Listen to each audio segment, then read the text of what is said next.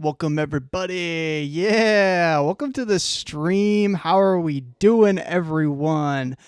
Man, that was a vibe. That was a sick vibe. I love it. I love me some lo-fi. I don't recognize it very much, but that's kind of my vibe. So, how we doing, guys? Welcome to the live stream. Today we got a bit of a wild one going on. It just so happens that it has finally occurred, guys. He has been so close for so long, and now it is official.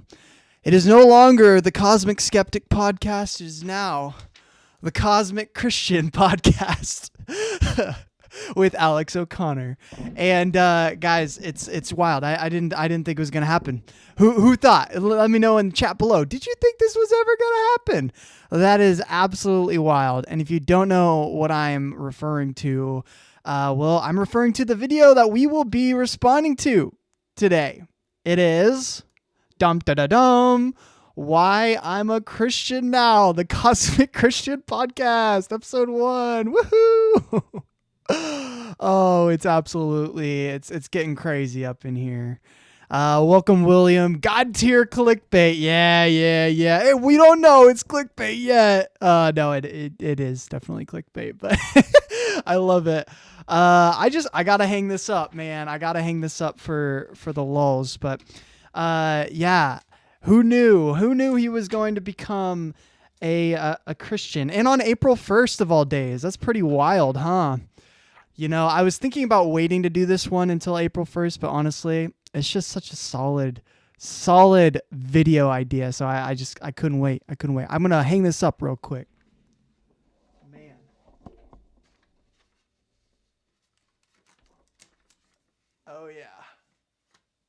Oh yeah. Looks good. I'm going to scoot over here. The Cosmic Christian Podcast. Welcome, guys. Welcome to the live stream. 3 years ago. I know, it's been crazy, dude. It feels like this one came out not that long ago. I remember when it came out.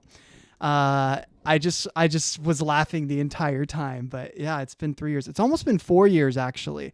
It's almost April. It's 2026. Can you believe it? Absolutely wild. But yeah, so this is the video we'll be reacting to in this continuation of the series of watching every single Alex O'Connor video. So I'm pretty excited to get into it. What do you guys think? Do you think he's going to convince Rationality Rules to become a Christian or not?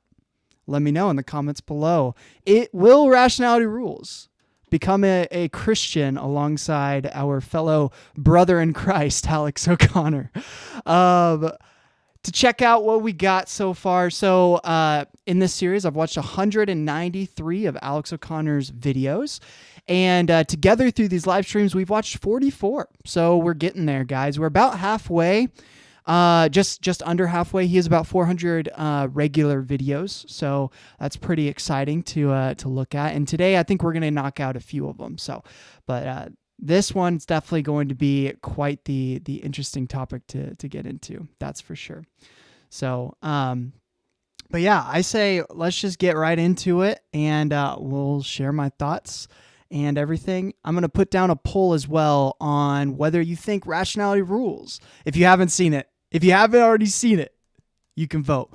But whether you think Rationality Rules will be convinced or not. Oh, and I always forget this. Sorry. But with the as we watch the video, if you are new, we do Alex O'Connor bingo. So as he mentions certain things on my bingo sheet, I got deer caught in the woods, democracy is flawed, airplane and subjective experience analogy. If he mentions ontology, he mentioned 6-7 in a recent video. So just for fun, I kind of added that one there. If he mentions Huel, he probably won't because we're watching some of the older content. Ian McGilchrist, multiverse, the Yellowstone analogy, Mary's Room. So those are the kind of things to look out for. And if you want to play along, you can click the link in the description that says Let's Play Bingo. And as we go, we can check these things off. So yeah, that'll be pretty fun. But I say let's get into this thing. So it is Why I'm Now a Christian, the Cosmic Christian Podcast, episode 1. Here we go. I'm going to start from the beginning. This episode of the Cosmic Christian Podcast is brought to you by you. To support the podcast, please visit the links in the description.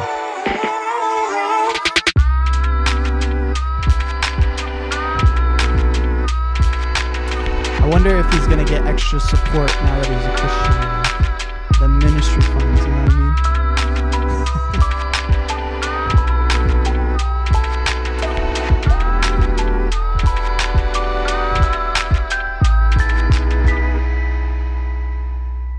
All right. That is level, isn't it? Yeah, it's fine. It's fine. I think so. It's fine. It's fine. Okay, we all good then? I think we're golden. You sure? Kind of looks a little bit shit on that, but Well, that's probably your fault. I mean, Probably is. this is your place. You ready now? No more fussing. Sure. This is a big day. go for it. This is a big day. Well, We're announcing I know. Big It's- bit of news. This is going to explode. Okay, I Explode. just can't wait for it. Yeah, I'm excited. And hopefully by the end of it, Yeah. you might join the team. We'll see. Like might miracles join the do team. happen according to Christians. So All right, put a poll yeah. out. Our side of the Do fence. you think Welcome back, Stephen's going to join the team everybody, or not? to Vote, yes or welcome no? back. What am I talking about? Welcome to the inaugural episode of the Cosmic Christian Podcast, a podcast dedicated to philosophical inquiry and the spreading of the good news of Jesus Christ. Amen. Unfortunately, because this is quite a new development, I haven't quite managed to get a graphic designer to make a logo for me. And even though Steve You does should know. graphic design, I don't think he's particularly supportive of this move. So, I've got something a bit makeshift that I've just made. I hope you don't mind if I just... No, you put it up. You go ahead, man. put it over this weird- I'm entirely endorsing your transition here.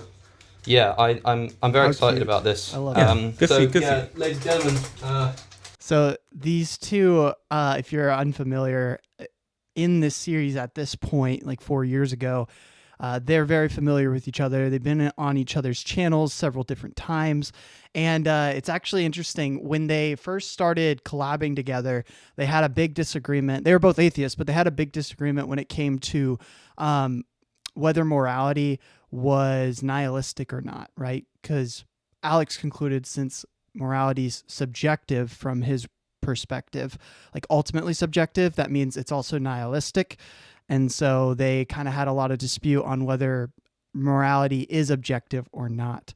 And then they finally ended up agreeing in a one of Alex's earliest podcasts. And so maybe today they will agree. So we'll have to see. there we go. That'll do. Can everyone see that? Good. Branding's the most important thing when it comes to this kind of stuff. Extremely important. Content always comes second for me. Yeah. Good. So yeah, for those who don't know, which is everybody except Steve, I recently converted to the good faith of Christianity. I realized that God exists, and I thought, hey, why not make another podcast where hopefully by the end of it, just like our last podcast together, I can put a thumbnail saying, we agree now, and you'll... Yeah, hopefully you can convert me, which will be, it'd be good stuff. So, first of all, congratulations. Thanks. I mean, are you happy that you're going to heaven? Because, that's... man, that's the best part about all of this. Yeah, like, because that's, like, really... That sells it, doesn't it? Like, I really want that, but, but I'm going to hell and you're going to heaven, but... So we can't chill out like we planned in hell, so... No. It's all... Okay, yeah, fair enough. It's going to be a bit of a shame. Now, my first question, actually, is just... How are you going to deal with the new exposure? Like, you are Christianity's new favourite toy. Like, I've seen it in the comments. Like, people are saying, he's a real smart atheist. He's probably going to outgrow the atheist phase, as they put it. Because they say, I went through an atheist phase when I was, a cool kid, but now I've realised there is a God. And it seems like you went through that transition, and now you come out the other way. You're going to get invites to, Capturing Christianity and Justin Briley. Like, are you prepared for just how much this is going to change your life? Yeah, I was sat reflecting in my bed, lonesome at night, and I thought to myself, what are the benefits of Christianity versus atheism? The only two options on the table, obviously. And I thought, gosh, well, they were more or less equal. And then I took a kind of Pascalian wager on the fact that if I were to convert to Christianity, the ad revenue alone that I would get from videos discussing my conversion would probably make it all worth it. So It would, yeah. I remember this being expressed in terms of Matt Delahunty. If Matt converted, then, it would have been big news. But he stayed in the atheist phase, whereas you... I've outgrown it. Does it feel something like... It's good. He's outgrown it. Today I'm sadly gotta admit, I don't think that the Vedic scriptures are coming up. Something tells me, you know, the only two options on the board are Christianity and atheism, obviously. And so I don't know. I mean, I don't even know what that is. That's not a thing. I just made that up. So definitely does not exist as a real thing at all. Like being born again, considering that you was Christian before. Yeah, it's like being born again. Oh, that's It's great. quite good fun. Yeah. Yeah, that's good. So You think he's going to get baptized again? You know, he's Catholic, so he probably had a christening. So do you think he's going to be baptized? I don't know. I just want to be crystal clear on this. This has nothing to do with it being April 1st, does it? Like, I mean, call me skeptical, but like maybe I'm cynical. That's the way I'm looking at it, but it's got nothing to do with that. April. Is it really April 1st? It actually is. Yeah. I didn't even notice. Okay, good. That's a strange coincidence, isn't it? Well, yeah, and coincidences like. Yeah. But fair enough. No, but if it's not. as my newfound faith teaches me, sometimes what appear to be coincidences can actually be miraculous, and I like to think that what's happened to me recently has been miraculous. So I thought it would be fun to do a podcast with you, Steve.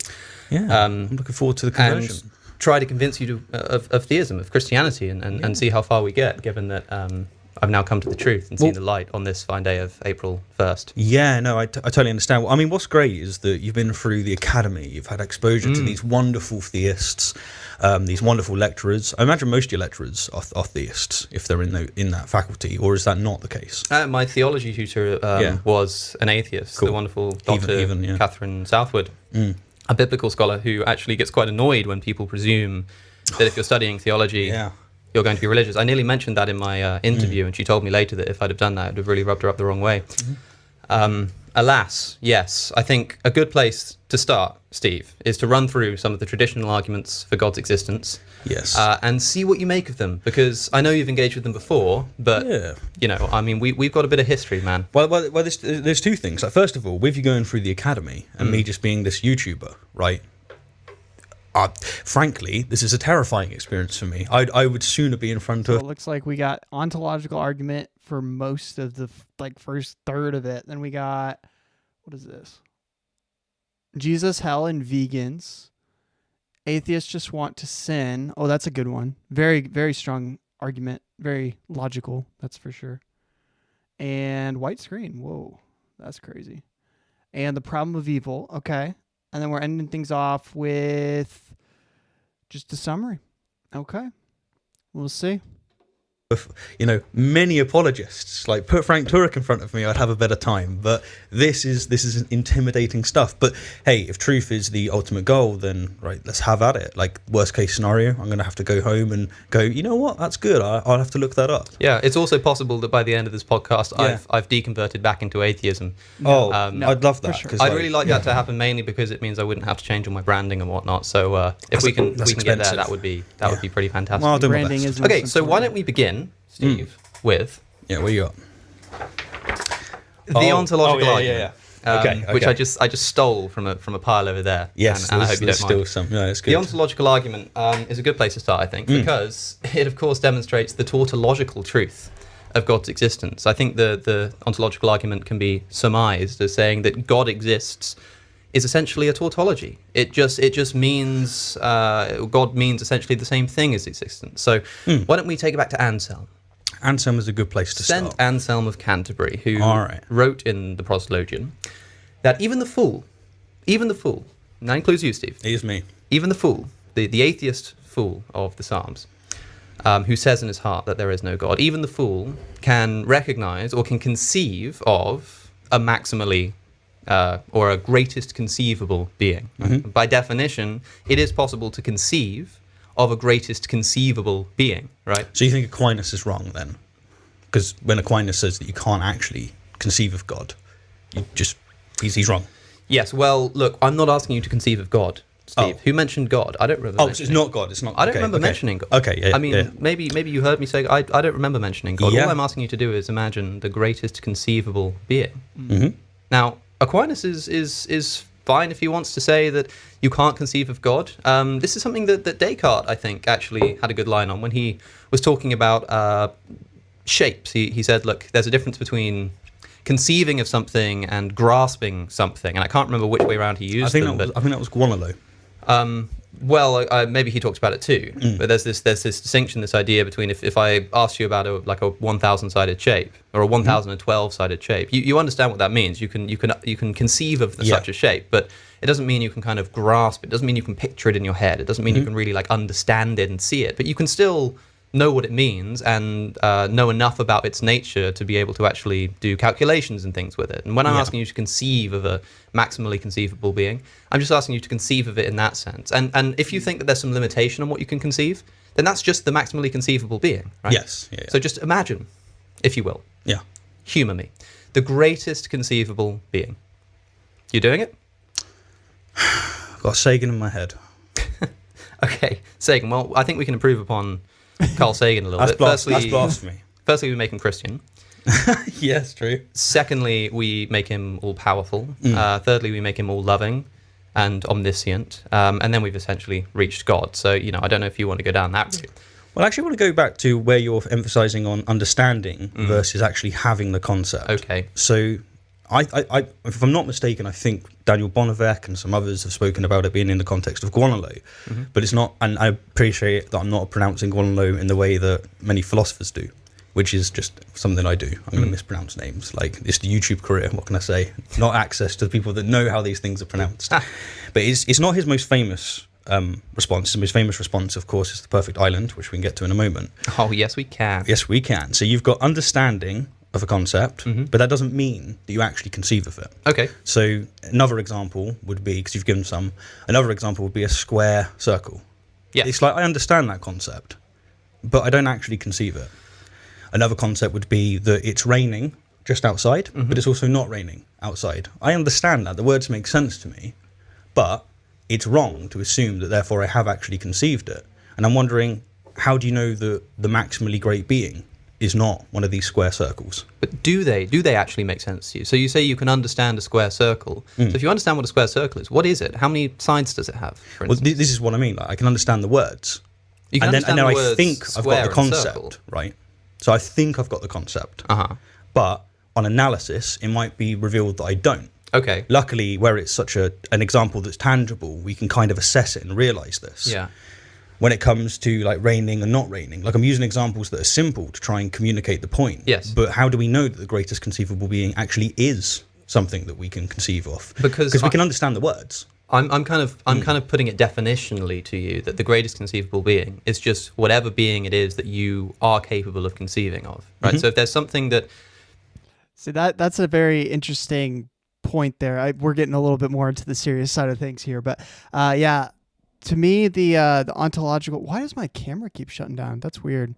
There might be a wrong setting there. I'll fix that in a second, but what I'm getting at is basically when it comes to the whole concept of what Stephen's bringing up, which is contradictions, right? So a square circle by definition cannot exist. And now Alex brings up, well, I'm conceiving of it. I'm presenting the greatest conceivable being as understood by your personal subjective perception, right?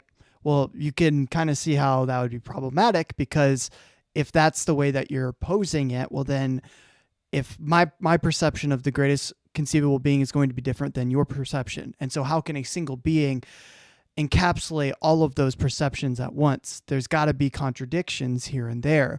The psychopath doesn't think of the same way as the neurotypical person. Or it doesn't even have to be that extreme, but it could be just anyone with whether they're higher income, lower income. They're going to have different perspectives of what the greatest conceivable being would look like, act like, things like that. And so that's kind of what he's getting at. If it's based upon your personal kind of conception and like what you can conceive as an individual person with a subjective experience, well, then there's going to be contradictions on the definition of greatest conceivable being. Now, if it's outside of that, you could make an argument, but the fact that Alex did that, I think, is highlights the problem. I think he obviously brought it up in that way.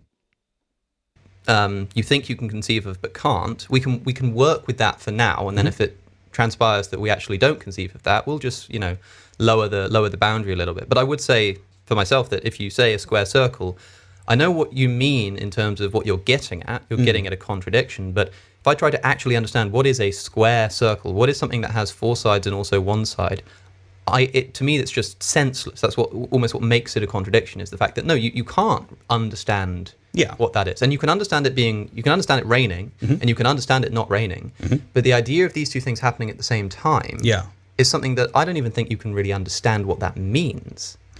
So I think you can understand the concept, you can understand the words, and it can feel like you've got a good idea of it, but it's just that you actually don't. It's a bit like what William Lane Craig might do with actual infinites. We can conceive of them, but he thinks that actually, no, they're contradictory. I see. So I think it runs along those lines. Well, I mean, interest in time, you might want to switch up to the next objection or whatnot, but do continue. I must say I'm not surprised that an atheist like yourself is perfectly happy to allow contradictions. No, I don't allow. That's fine. What I want to talk about is if we take this greatest conceivable being, we can just grant for a moment that, or putting what we've said to the side. For now, to run the argument, to at least get it to its conclusion.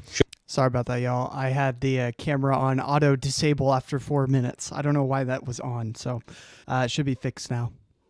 Imagining the greatest conceivable being. Now, I think it's useful bit of terminology is that Anselm thinks that something can exist in multiple forms. Something can exist only in the mind. Something can exist in reality as well. So would this mean that if you describe something as, let's just say that we're saying the greatest conceivable Spider-Man, there's nothing in that says that he must exist? No. Because all you're asking really is, what would be the greatest concept of Spider-Man in this realm of non-existence, right? Well, the greatest conceivable Spider-Man, for Anselm, it would exist, but it would only exist in the mind.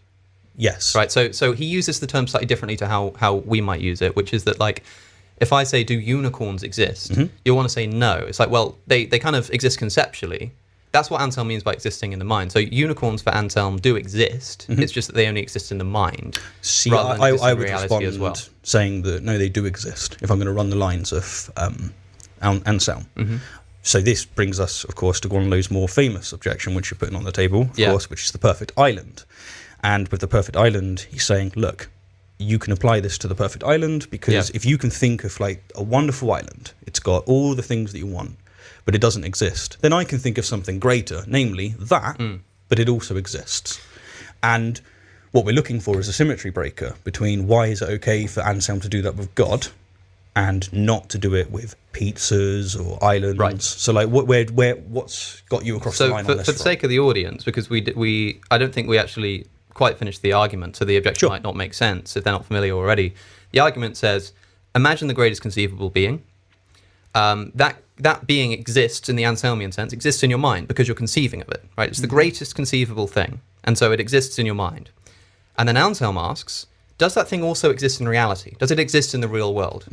If you say no, then the thing you're thinking of, the thing you're conceiving of, can be improved upon. It can be made greater by imagining that it also exists in reality. Yeah, I'm not sure that's true. If you imagine something in the mind, which is the greatest conceivable being, and then I say, does that exist in reality? And you say no, then you're not doing what I asked you to do, because I asked you to imagine the greatest conceivable being. So if you're imagining something that only exists in your mind, you can improve upon it. You have to, by definition, imagine something that exists in reality. So by imagining the greatest conceivable being, you're imagining something necessarily that exists. Yeah, necessarily that exists. I love that. It's such a mind, warper. Alex brings this up often. It's like you can be sitting on a couch and just go through the ontological argument and just come to the conclusion that God exists. It's pretty wild. So, but yeah, we're talking about the ontological argument, so I'm going to check that one off here. Talking about ontology. So there we go. But this one's always a bit of fun. I'm surprised about how long they kind of spend on this argument. I'm curious. I didn't see in the things that, the resurrection was going to be brought up, but maybe it's going to be brought up here shortly. I don't know. So, but that'll be interesting to get into. In reality as well. And of course, the greatest conceivable being, you'll imagine it having, maximal qualities. It'll be powerful. It will be knowledgeable. It will be loving. It will be moral. It will have all of these qualities. And so you're imagining something that's like maximally, perhaps, to the highest extent that's possible, powerful, that would be omnipotence. To the highest extent that's possible, knowledgeable, that's omniscience. Also, that's only loving, to define the God and also as exists in reality. omnipotent. Well, I'm asking for it to just have this thing. We're not talking about God. Again, I don't think. I'm sorry. God. Sorry. I don't know where this God's coming from. Yeah. Okay. I'm just talking about a being that you're conceiving of that has the maximum conceivable amount of all the properties that you could ascribe to it in the abstract. So, if I conceive of this being, and I say to you, yeah, I've got the greatest conceivable being of what would be the most powerful being, why is it that you say that it also must have existence? In reality, because a being that only exists in your mind is not as powerful as one that exists in reality, for instance. But if I'm thinking of the strongest concept, then it would be fine. I would assume you'd follow. Like the strongest possible, say, the greatest possible Spider-Man. Why wouldn't you say the greatest possible Spider-Man must exist? Well, Meansuck says, why did I use the clickbait, bro? It's not clickbait, guys. It's the Cosmic Christian Podcast. That's what we're reacting to right now. Obviously, since Alex can defend the opposing side, that obviously means he's granted and accepted it as a fact. So, we can all celebrate. Alex is now a Christian. So, hooray. Oh, no. Turned it into a glass, be okay, there we go. knowledgeable, it will be loving, it will be moral, it will have all of these qualities. And so you're imagining something that's like maximally, perhaps, to the highest extent that's possible, powerful, that would be omnipotence. To the highest extent that's possible, knowledgeable, that's omniscience. Also, that's only loving, to define the God and also as exists in reality. omnipotent. Well, I'm asking for it to just have this thing. We're not talking about God. Again, I don't think. I'm sorry. God. Sorry. I don't know where this God's coming from. Yeah. Okay. I'm just talking about a being that you're conceiving of that has the maximum conceivable amount of all the properties that you could ascribe to it in the abstract. So, if I conceive of this being, and I say to you, yeah, I've got the greatest conceivable being of what would be the most powerful being, why is it that you say that it also must have existence? In reality, because a being that only exists in your mind is not as powerful as one that exists in reality, for instance. But if I'm thinking of the strongest concept, then it would be fine. I would assume you'd follow. Like the strongest possible, say, the greatest possible Spider-Man. Why wouldn't you say the greatest possible Spider-Man must exist? Well, this then is where we land at Gornelo's. I don't think anybody really knows how to say his name. I don't think anyone knows how to say any of these old names. We just run with it. Yeah, exactly. Funny if we were just pronouncing them all wrong. I think that's likely. Anselm. Descartes, maybe. Yes. So the parody objection that you've just put up is this argument. Imagine the greatest conceivable being, and then if it exists only in the mind, it can be improved upon, so it must exist in reality. You ask about the greatest conceivable Spider-Man, or the greatest conceivable pizza, or as Gonello put it, the greatest conceivable island. Yep. So we imagine which one do you want to go with? The Spider-Man, the pizza? Let's go Spider-Man. Let's go Spider-Man. Let's go Spider-Man, so we imagine, we'll run the same argument. Imagine the greatest conceivable Spider-Man. Yeah. Now, what we have to distinguish between is Anselm is not asking us to imagine the greatest conceivable God, or the greatest conceivable man, or the greatest conceivable creator, but the greatest conceivable thing. So everything that exists, be it Spider-Man, pizzas, islands, gods, humans, whatever they are, they all fall within the category of thing. Yep. So if you're looking at the greatest possible thing, then, what you're looking at is if this coffee cup is part of thingness, it is a thing, can it be improved upon as a thing? Well, maybe if we kind of turned it into a glass, by some definitions, it might be improved upon as a thing. It wouldn't be improved upon as a coffee cup, but it might be improved upon as a thing. So we take something like Spider-Man. I'm actually not sure that's true, because they both exist. So define thing. A thing is something that's not logically impossible. So it doesn't have to exist. It doesn't have to exist in reality, no. So you're defining a thing as something that's not a contradiction. Pretty much, yeah. Okay. Which I think is, maybe Anselm wouldn't use the word thing there, but I think that's what he's talking about when he says things can exist in the mind. I see, like, I would define a thing as something that exists objectively. Okay, well then you can say it's a concept instead, or something like that if you prefer. Okay, so you think a concept is... So we can... A concept would be something, on your terminology, that exists only in the mind. It's a thing that exists only in the mind. I like to think that unicorns, even though none exist in reality, are still things. A unicorn is the thing that exists in your mind, right? That's how I'm using the term. And so we say, okay, well, what about the maximally great Spider-Man. Well, first reason why this is disanalogous in my view is because we've gone from talking about the maximally great thing, just anything that exists, to a specific subset of things, the greatest conceivable Spider-Man. So you're going to be limited in terms of the qualities that are going to make something a better Spider-Man.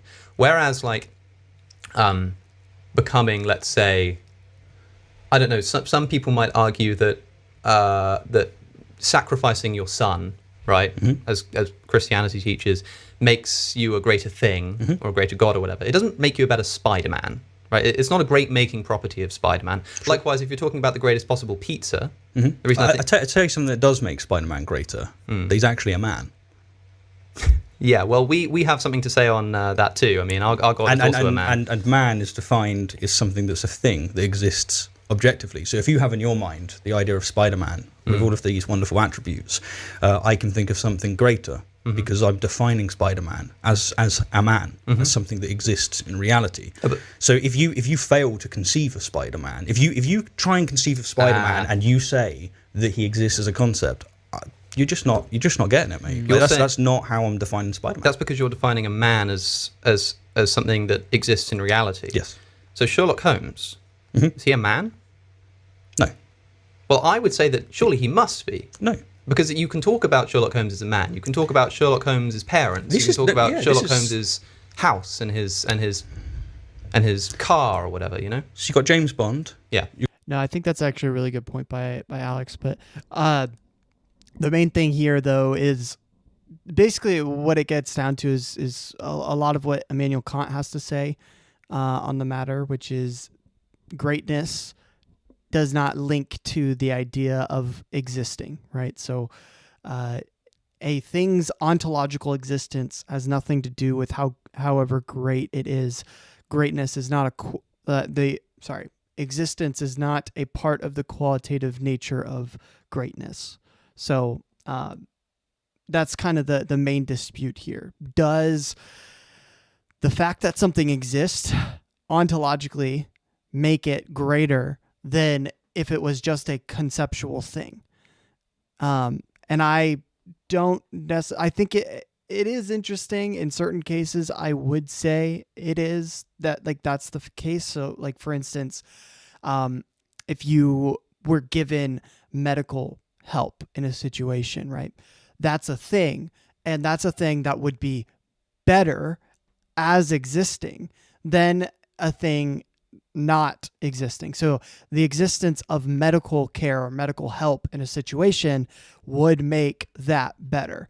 However, the existence of a greatest conceivable being, well, that theoretically, the existence of that would not necessitate its existence, because a greatest conceivable being in that sort of definition is the idea of conceptualizing. And so it doesn't necessitate its existence. Not to mention a lot of what Stephen was saying earlier too, which is the whole idea of contradictions. When we get into the realm of conceptualizing a potentially greatest conceivable being, we are going to have natural consequences. I can't talk today. Natural consequences depending upon who is conceiving the greatest conceivable being. It's dependent upon that person's subjective opinion rather than an ontological fact. Now, we can then establish like ontological natures, but then that's no longer the greatest conceivable being for a certain amount of people. It's only the greatest conceivable being for the democratized group that agree upon those natures. You've got Sherlock Holmes, you know, in the spy area, let's say. We can talk about which one of those are greater without ever referencing them actually existing. It doesn't jump to that at all. You can give me the greatest concept of Sherlock, and then I can't improve on it by saying he exists in reality, because I don't think that that's baked into the concept at all. I think you can have it completely in that realm. I think Anselm, and this is, again, Guanlo, Daniel Bonnevet, says that he just jumps from this to the other side. Descartes pointed this out as well. And I don't see, like, it seems to me that if you want to play this game where you're going to define God as something that exists, then I can just do it with unicorns. Because if you had or Spider-Man, we'll stick with Spider-Man. Like, that's my response to that. Now, I am just touching on the time. I've got one more response for you, but it depends on whether or not you want to get a few more on the table.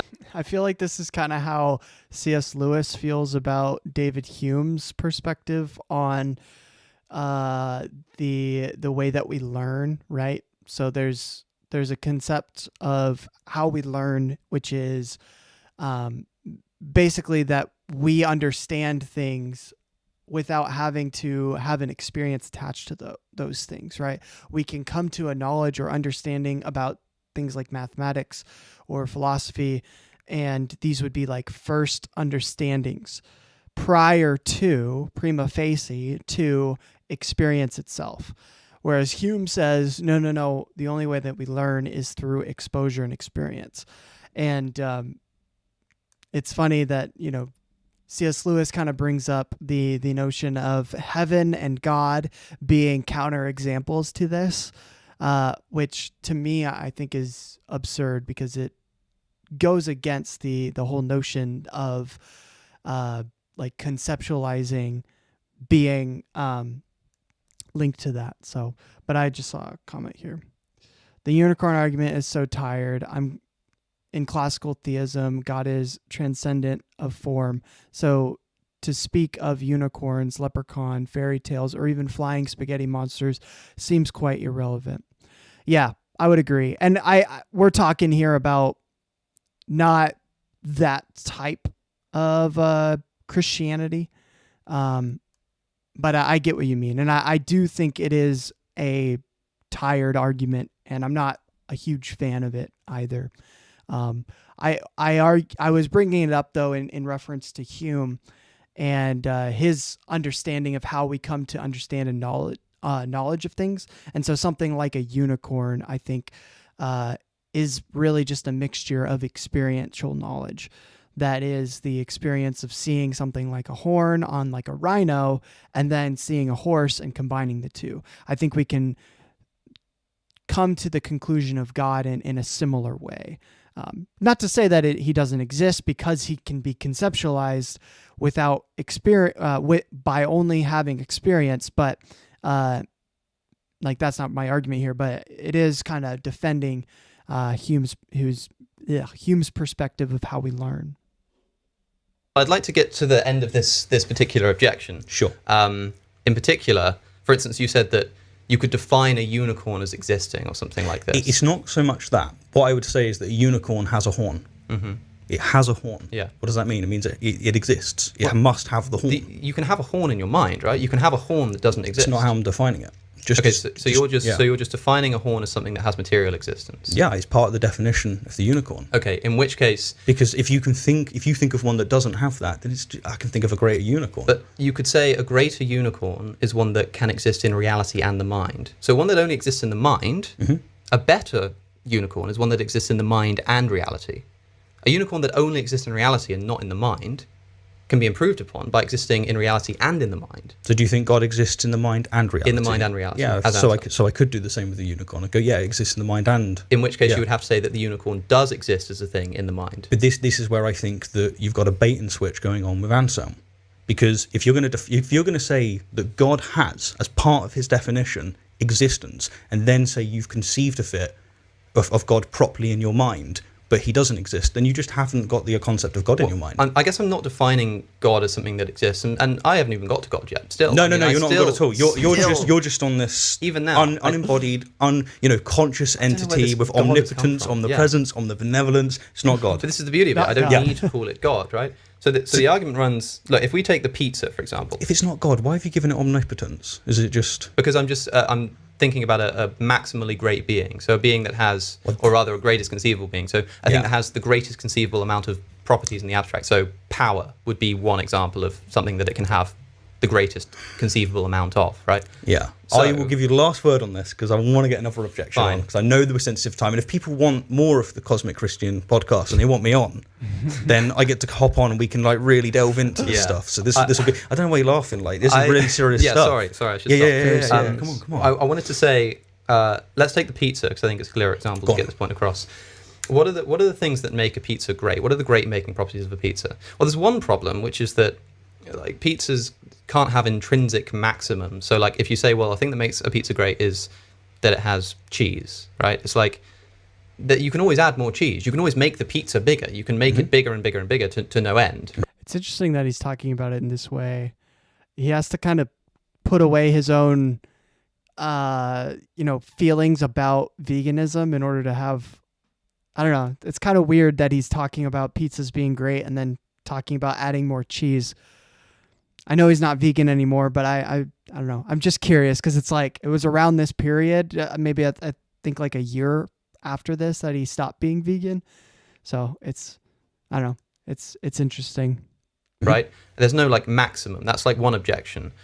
Whereas like for something like the maximally conceivable being, it would just be like whatever the most power a thing can have, that's the top maximum, and that's what you give it. Oh no. But it's actually a less interesting objection than the one we were already talking about, which is... That's where I want to go. Okay, well, we can go there next then, right? Go for it. So allow me to finish this objection first. If we talk about this pizza, and we say, okay, well, let's imagine the greatest conceivable pizza. Okay, the greatest conceivable pizza as a category of thing will have specific great-making properties. Cheesiness, roundness, the amount of pepperoni it's got, something like this. It's got pineapple on, right? If you like, yeah. No, it does. Like, it definitely does. If it's the greatest possible pizza. Okay, so this is okay. So the problem you're getting at is that that's a really good rebuttal. Like, there's no objective way to say what makes a pizza greater. Precisely. Which actually just means that you're not able. It's like conceptually incoherent to talk about a maximally great pizza, and so your objection doesn't work. And I don't think we can talk about a maximally great being. But when we're talking about great here, right? What I'm talking about is just has more of any property you can ascribe to a thing in the abstract. What about mutually exclusive properties? Such as? Okay, so you have in your mind, let's say, not God, but like quite close to God, right? Is that fair? Then I've got God, not God, quite close to God. Your concept of the greatest possible being would express his omnibenevolence with pure justice. So he will say, look, it's always an eye for an eye. I'm never going to take a tooth for an eye. Like, justice is enacted. That is what I'm always going to do. My concept of the greatest possible benevolent being is one, let's say, in contrast, that has maximal mercy. So I think that he shows mercy whenever he can. So it's not an eye for an eye. You have mutually exclusive concepts there. And how do you cash this out? Is there now, have we just argued for polytheism? How is that going to manifest? Does God have these mutually exclusive properties? You've given up the law of non-contradiction? Like, what's going down on that front? I think one potential way around that is to say that, like, there's kind of an epistemic problem here, which is that if we're looking for maximal morality within a being, we don't know what the balance of justice to mercy would be in a maximally moral being. But we could say that there is a right answer to that. Let's say if there is such thing as objective morality, which obviously we haven't got there yet. Sorry, that means you can't conceive of it. Yes, you can, because like with the thousand-sided shape, sure, you can just understand what it means to have a maximally moral being. You don't know whether that's going to cash out in terms of justice or mercy. You don't know what the balance is going to be. But what I'm talking about is just whatever the right answer to that question is a property of that God. You might not be able to like know exactly what that property is, but you know that whatever it is, it's going to have. Yeah, you can't necessarily know or conceive of that thing, but it's potentially possible to exist. We just can't know what it what it means. Feels kind of like we're just choosing our words, picking and choosing our words here, Alex. I say God. There, I finally said it. You did. You went there. Finally, like that will be ascribed to. Did that feel that cathartic? That feel good? Like, yes. Yeah. Wow, it's God. That's crazy. Good. Now, of course, there's going to be an epistemic problem here that we don't know whether it's going to be justice or mercy and what the balance is going to be between the two. But if there is such thing as objective morality, which we can get to later, then, but which at least you'll understand the Christian will accept, then there is a right answer to that question. And the maximally moral being will just have whatever the correct answer is to that question, right? Yeah, I don't buy that. Okay. So if you've got like the thousand-sided dice, okay, you understand the concept. And fortunately, you can figure out whether or not there's a contradiction involved. But while you understand it, you don't actually conceive of it because you can't. It's just too many. It's just with the apparatus that God gave us, right? It just doesn't allow us. Yeah, I think it's to me, it's kind of like the way that we talk about like mass amounts of like money. Like the U.S. is in trillions of dollars of debt.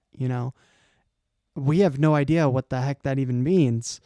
Like, what even is a trillion?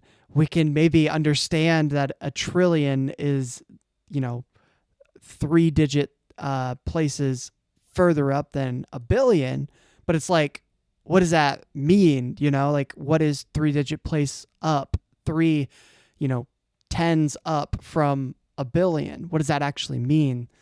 And there's no true conception, because unless you see it like right in front of you, which would be kind of ridiculous to actually see that in front of you, there's no way to understand it, because our brains don't work in a linear kind of way. They work in a exponential, or opposite of that. They don't work exponentially, but they understand things more linearly, which is not exactly how things always play out. To compute in that way. Okay. Likewise, when we start thinking of a square circle, now, well, it's slightly different here. You think of a square circle, you can conceive of it, you can understand it, but you actually can't conceive of it. My point here is that I gotta add square circle to the bingo sheet, because that is something that's brought up a lot. I mean, it's brought up a lot in just philosophy debates in general, but I gotta add that one. You think you can conceive of the greatest possible being, right? It makes sense to you logically, but I would say that I'm not convinced that that's true. I actually think that Aquinas might be where to get off, which is on premise one. I'm not sure you can do that. There's a careful distinction. If you got Thomas Aquinas on your bingo sheet, that'll be on there too. I don't have that one personally, but maybe you do. So go ahead and check it off. To be made here. You said you might not be able to conceive of the greatest possible being, which is true, but you can conceive of the greatest conceivable being, which is what Anselm's asking you to do. And I think that's in the realm of fiction. But surely you can conceive of the greatest conceivable being. Yeah, but by definition. But as we go back again, I don't know why he would not fall into the realm of Sherlock.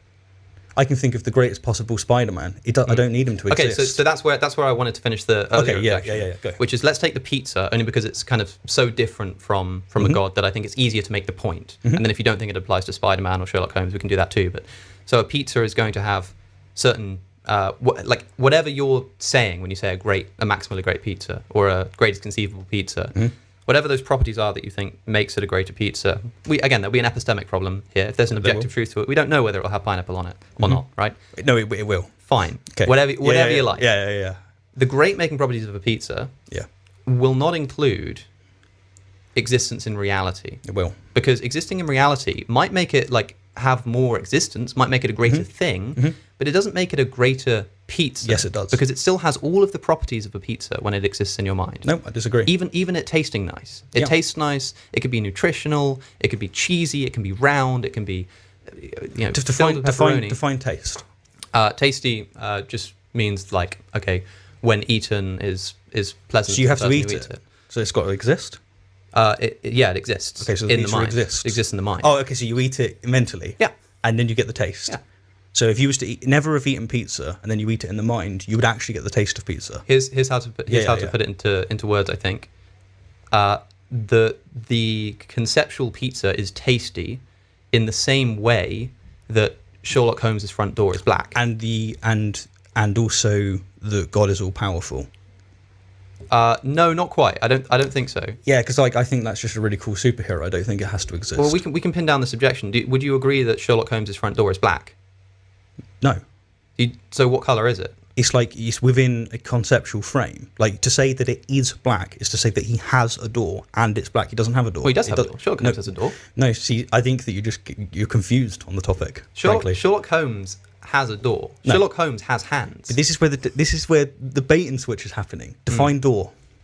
A door is some kind of object on a hinge that allows you to enter a premises. Let's say. And does the hinge exist? In the mind, yes. Yeah, you see, it can also exist in reality. It can also exist in reality. It can exist in reality. It can exist in the mind. But that's not a necessary property. No, it's not a necessary property of being a door. Yeah, so the way you define it there, then you can say he's got a door. Right. So Sherlock Holmes has a door, and so the objection might be something like, well, surely to make it the greatest conceivable door, it would exist in reality. No, because you just said it doesn't necessarily have the property of existing. Which is exactly my point, which is to say, right, okay. If you're going to make the objection, if you want to imagine the greatest conceivable door, surely that must exist in reality. No, because the properties of doorness can be kind of maxed out inconceivability alone. Making that door exist in reality doesn't make it more of a door. All it does is it makes it more of a thing, right? But if you define a door as something that exists in reality, or you have a component that already presupposes that, then you are going to define it into existence. This is where the unicorn and the Spider-Man comes in. Sure. So, but again, this is why this objection might work to a different form of the ontological argument. But Anselm's he's not trying to say, imagine a being that exists in reality. That's not what he's doing. That's like the conclusion of his argument. What he's doing is just imagine the greatest conceivable thing. But that's why he gets accused of begging the question, right? Because, actually, I'm getting slightly confused with Descartes here, because if you define God as existing, even if you hide it in, like, he's got property X, but X is something that necessarily has existence as a property, you're just begging the question. The first premise is done it. That's what Descartes does, and I think he does beg the question in that respect. Yeah. But I don't think that's what Anselm does. Or he's expressing something that's completely trivial, which is like, if you conceive of God, then okay, fine. Well, he's saying, again, let's kind of get rid of the God talk. Let's just say greatest conceivable being. So let's follow the argument. We've got imagine the greatest conceivable thing. Define being. I'd rather use the word thing, which I just define in the same way. I define them interchangeably here. So a being or a thing is just something that isn't logically contradictory. So the greatest conceivable thing. I wonder if he would argue that the greatest conceivable thing must be a being, because in order for a thing to be greater, it must have some sense of like experience to the world and conscious awareness and awareness of their awareness. So a metacognitive kind of being, in a sense. So maybe that's his argument there, but I don't know. Right, and basically the ontological argument runs that, well, that thing must exist in reality as well as the mind. You object that, well, what about a parody of another thing, like a door or a pizza or a Spider-Man? The maximally great door must exist in reality too, right? No, because it's not more of a door by making it exist in reality. But let me just finish the objection here. I'll run it to its conclusion, then I'll give you the final word. Sure. So the objection runs like this. There's a difference between something being a greater door in regards to doorness and being a greater door in regards to thingness. So there's a Latin word called qua, which I like to use. So like something can be greater qua door or greater qua thing. So take a door that exists in your mind only, and then take another door, door two, which exists in the mind and in reality. The door that only exists in your mind, the door two, the one that exists in reality as well, is not a greater door than the one that only exists in the mind, because existing in reality doesn't make it a greater door, but it does make it a greater thing. Because if you're talking about the greatest possible thing, you're maxing out not just the qualities of being a door, but of just properties in general, which would include existence in reality. So, door two. See, but so the door analogies. So there are things that would be less great as things if they existed than not existed, right? So like something like a disease, it would be greater for the disease to not exist. So for a disease to not exist, that's great, right? Greater. Whereas if you're going to then claim it as a thing, you have to then necessitate it's worse for the disease to exist as a disease, but as a thing that exists, it's actually better for the disease to exist, which then gets into a lot of problems. It's like, okay, well, you're saying that, so now this disease that's harming me, hurting me, harming other people, that automatically means it's a greater thing, not necessarily a greater disease, but a greater thing because it exists. So yeah, I think it's obviously absurd, and obviously Alex doesn't actually agree with this, but he's given it a good effort.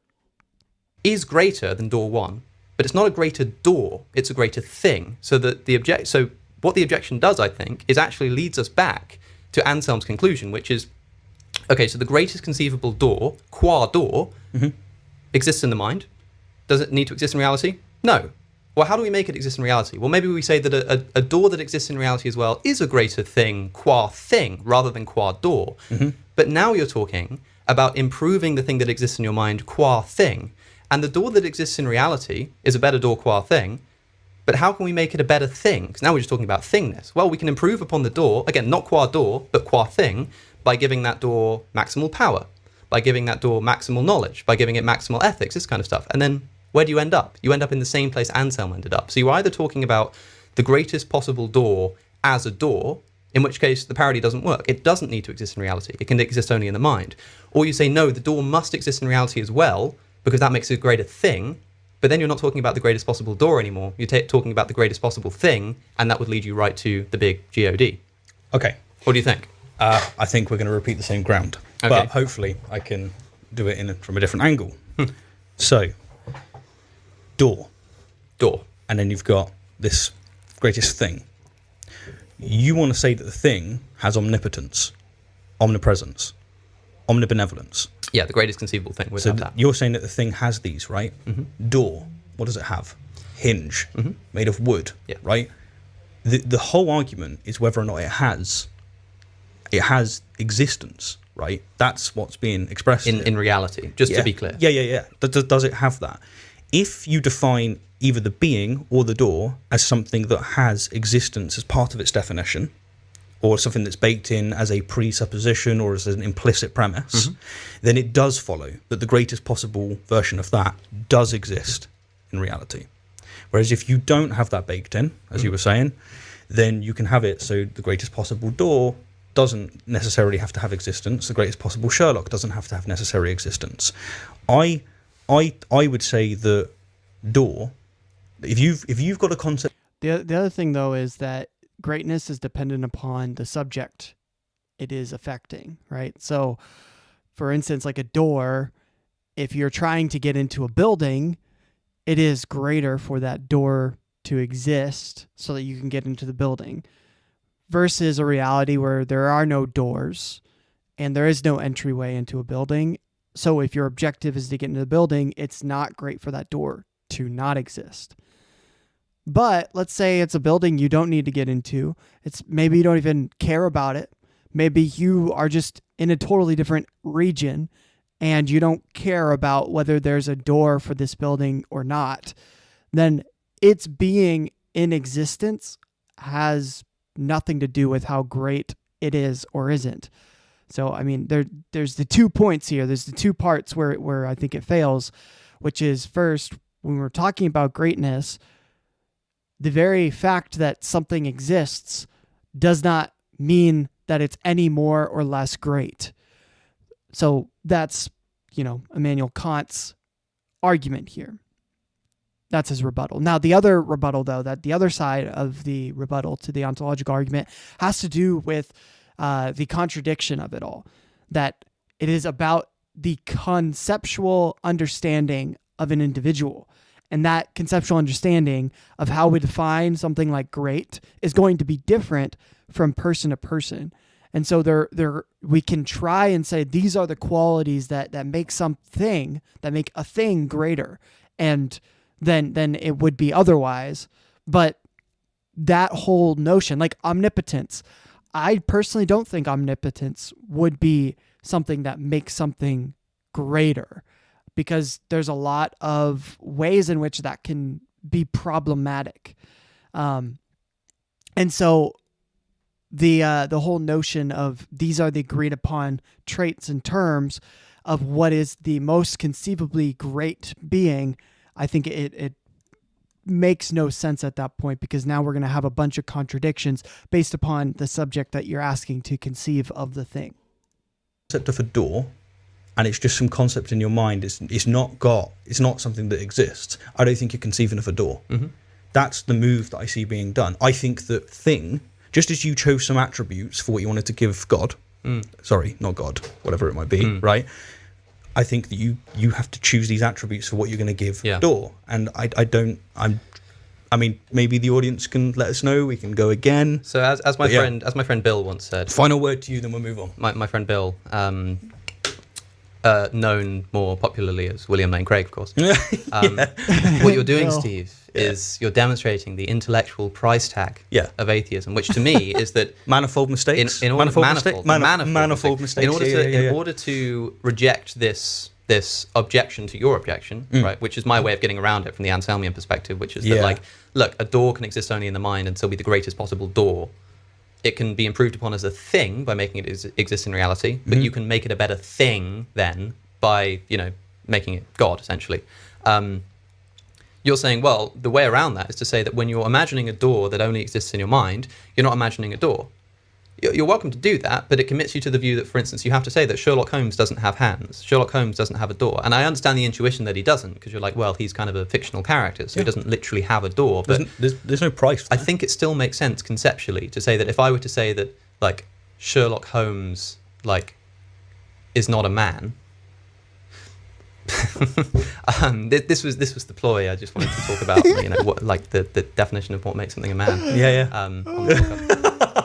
Well, you've now got into the Christian, like, you know, I'm really trying. Well, this actually is pretty interesting, though. He did bring up William Lane Craig, and that moment that he's talking about was a moment when Alex brought up mereological nihilism, and William Lane Craig said, look, you can be a mereological nihilist, but what that leads to is the notion that nothing really exists, that everything exists only as a semantic understanding and a way of defining how we interact with the world around us, that they don't actually exist, but they only exist, even ourselves, we only exist in reference to the way that we understand and can construct the world.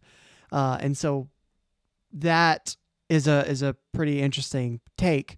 And that was William Lane Craig's way of trying to get Alex to see, look, this is the where your line of thinking is leading.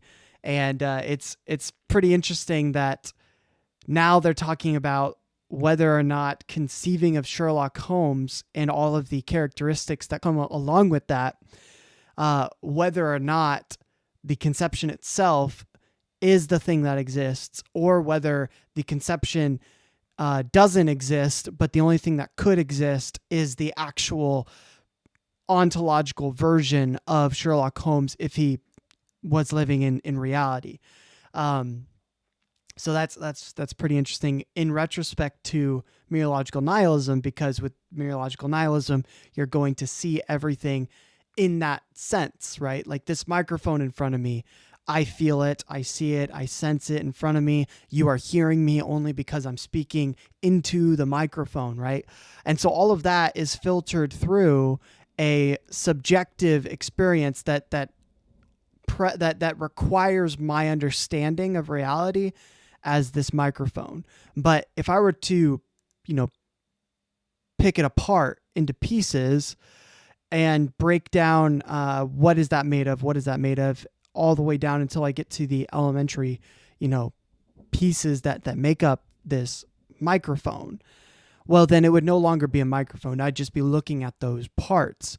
And so when I break this apart, at what point does it no longer represent or act as a microphone? Is it when it no longer is functionally working? Is it when it's, half of it's put away?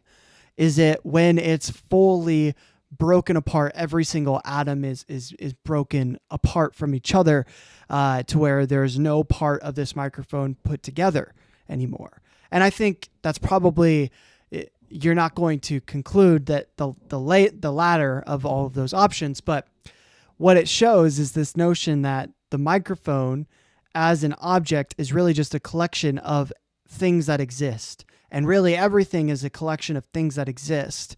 And when we say that the microphone exists, really what we're saying is this collection of elementary particles put together in a certain way exists at the current moment. But when the microphone no longer exists, that is up to my subjective understanding, my basically opinion of when the microphone no longer becomes a microphone and when it does end up becoming a microphone. Again, if I were to put the pieces back together, kind of similar to the ship of Theseus, right? Where when is it no longer the ship of Theseus? That's the whole notion of mereological nihilism. Everything is based. The existence of things is predicated on your your understanding of them existing, basically your opinion of them existing in this way, which is a pretty interesting kind of notion here. So, but I was bringing it up because he talked about whether Sherlock Holmes exists conceptually or ontologically. And it's like, well, if you're a mereological nihilist, as Alex is bringing up here, what's the difference between them existing ontologically and conceptually? I mean, there is a existence of that, but it exists ontologically in your head, right? Or it exists as a written piece of literature. It exists as a television series, right? But does the actual man exist in ontological reality? It's a complicated question, especially as a mereological nihilist. Yeah, well, you really want to... Yeah. It's good. If I were to say Sherlock Holmes doesn't have hands, I think I'd be mistaken. I think that would be incorrect. Whereas that would imply that, okay, so if it's incorrect that Sherlock Holmes doesn't have hands, that means Sherlock Holmes has hands, and that means that would be a true statement. Whereas you would have to say that that's not a true statement, right? Sherlock Holmes doesn't have hands.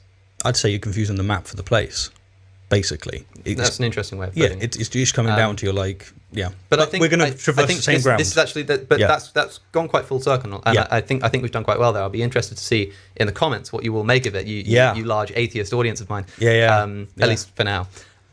They will convert. They will. Do you reckon they're this time next year, be April 1st again, of course? Do you think that you can probably convert about 50% of them? Maybe by then, at the very least. By the next time. And I want to see at least 42 interviews have you done with different Christians. Okay, if you don't do that, I'll actually be very unhappy. I'm very excited for this time next year on April 1st when you'll see the first episode of the Cosmic Carnist podcast. Oh yes, that's going to be arguing great. Against all the vegan sophisms. That's going to be fun too. Maybe you can come on for that as well. They are such hypocrites, aren't they? I can't believe it. Vegans, man. When they eat tomatoes, they got to kill things. They kill, you kill animals, right? Yeah, and I find that if you just put your fingers in your ears and you ignore actually the ethos they're expressing, you pretend they're making something else. Yeah. I mean, that's what I do as an atheist, of course. I strawman all these arguments. It's not that we can have rational disagreement that's going to end up with me in hell. No. It actually what it is that I'm a pretty nasty individual. Yeah. Probably deserve hell anyway. Definitely. So, well, we all deserve hell. I deserve hell. Well, Jesus deserves. Do make sure that Jesus doesn't deserve hell. That was no. But only Jesus. Jesus is the only one that doesn't deserve it. Oh man, I don't have veganism on my my bingo sheet. Not this week. But if you got it, go ahead and mark it down. That's crazy. He brings up carnivore diet. That's insane. He took it anyway for you. Yeah, I mean, he didn't really die though, did he? Well, he did. I mean, what's a sacrifice if you don't really get sacrificed? Well, bear in mind, Steve, that when Jesus was up upon that tree, he did not just suffer the physical excruciation of crucifixion, but also the moral weight. Oh, he's talking about PSA? Every single human being's sin. Is Jesus God? Yes. How do you conceive of God actually suffering? Like an omnipotent being? Dude, this is such a good, just natural transition from one topic to the other. It's insane. Look at that. Just naturally transitioned. They didn't even have to, cut it in. They just, that was cool. That was really cool. You can conceive of an omnipotent being that can suffer. I can think of one that's a bit stronger, namely one that can't suffer. So what's going on there? I think that's all we have time for. Thank you all for watching today's episode. Okay, we can talk about it. That was insane. Oh, I love it. If you like, because I was going to say, it's my. I'm going to throw it over to you, Steve. I've had a fair shot at presenting an argument for you in favor of the Christian worldview, or at least a broad theism. But yes, Jesus' sacrifice was a real one, and as I believe C.S. Lewis said, he died as much for you individually. Individually, as if you had been the only person alive. I'm so ungrateful. On planet Earth. I'm just not using my mind right. Of course not. I'm just incredibly biased. The gates of hell are locked from the inside. They really are. And guess what? Yeah. You've got the key, Steve. I've got the key. I don't know what it is. I use my mind. I think about this more than most people. And despite people wanting to say that I'm straw manning or whatever it might be. No, I'm really trying. But maybe I'm just so made. As Blaise Pascal put it, I'm just so made for hell. That's where I'm going. And yeah. I'm glad you said it. Yeah, I did say it, and it's just I'm really glad that an all-powerful, loving God created me in such a way. Yeah, isn't it a fascinating divine mystery that somehow a person as well-human as yourself deserves suffering in hell. But of course, Yeah. I take the annihilationist position of hell. I don't believe that there's a physical place called hell. Yeah. I think that. So you're not going to define hell as it doesn't have it's not a thing. No, I think hell is just separation from God. Oh, I see. You're going annihilationism. Hell is not a place. Yeah, I'm an annihilationist. I think that God is the ground of all being, right? As the contingency argument says, God is like all thingness, like physical matter and stuff. It's all contingently resting upon a necessary being. So everything that exists because God is its ground. So if you choose separation from God by rejecting his message and his son, which I do, then you reject God, and if God is the basis of everything that is, then what you end up in is a place of non-existence rather than a hell. I think you end up just dying and not existing, not inheriting eternal life, because nothing can exist separate from God. So you don't need to worry too much. I mean, I will miss you. No, you know, I the rest of eternity. appreciate that. But I'm sure after, I'll probably forget about you after at least 100,000 years. I would think so. Because actually, if you suffered at all, it's not really heaven, is it? So you really probably shouldn't suffer. That's right. Yeah. So I must also kind of think that you deserve hell. So you'll see that as you go up there, and you go, no, actually, fair enough, he is condemned, and like rightfully so. So goodbye, Steve. You don't. Yeah, that's gonna be great fun. Yeah. Now I got a question for you, good sir. Please. I'll throw a few questions your way, okay? Because you text me, well, down in Portsmouth, which is lovely, and you were like, listen, Steve, I'm a Christian now. Do you want to chat about about all these arguments? I don't want you laughing. Like, sorry. Yeah, stop it. So you said, look, Steve, do you want to come talk about these things? Like, you can have maybe 2 days to prepare. I'm going to throw out all of these great arguments imbued from what I've learned in the academy against your YouTube knowledge. And I thought, that's a great idea. How could that go wrong? So I found a little bit of extra time to throw some questions your way. And here's one, okay? Alex, be honest with me. Did you give up naturalism because you're just tired of all the sex and parties? Was that like you just wanted not to sin? Yes, I had a brief intermediary period. I mean, look, it's all very overrated. When you've had as much partying and sex as I have, Steve, you realise that it's all very overrated. Yeah. A lot of studies actually seem to show that Christians are more sexually satisfied than atheists because committing yourself truly to one person and waiting until marriage actually brings you significantly more fulfillment when you realise what sex is really about, which is love. And you'll link that empirical data, yeah? Absolutely. I'll put it down in the doobly-doo. Excellent. There's in Augustine's Confessions. There's he recounts how, because he wasn't born a Christian. Well, debatable. He converted to Christianity, and there was a period before he was Christian where he started to think that Christianity might be true, and so he prayed to God. He said, God, please help me to give up my lustful desire. I mean, he was born, I think it was Manichaean, in the Manichaean sect, like that's what his mom was.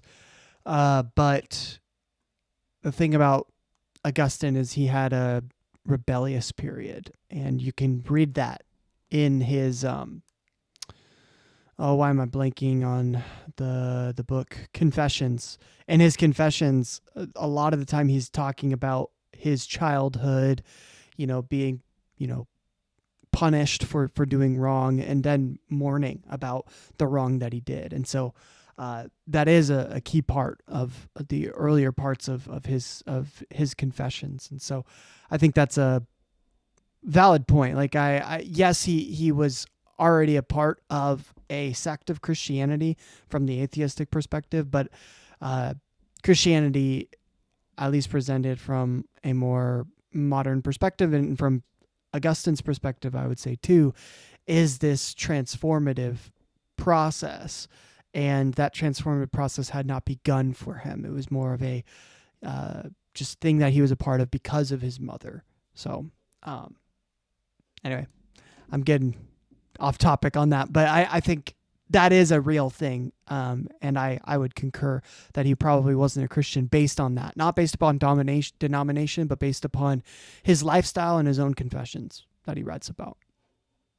As to give up, the earthly pleasures, to give up sex and money and all this kind of stuff, but not yet, because I'm enjoying it too much. He wanted, and I was in a similar boat, Well, but you realise that a theologically dedicated life is far more awe-inspiring and fulfilling than any kind of vacuous, mindless, carnal pleasures. It's materialism, isn't it? It's just it's gone haywire. Yeah. You know, like as a Christian, you probably really like capitalism, but you're quite happily poo on materialism. And People say, you know, atheists just want to sin, and I think it's true. Christians want to sin as well. Everybody wants to sin every now and again. You want to commit sins every day. So saying atheists just want to sin isn't untrue. Everybody likes to sin, according to the Christian definition of sin. People like to have casual sex.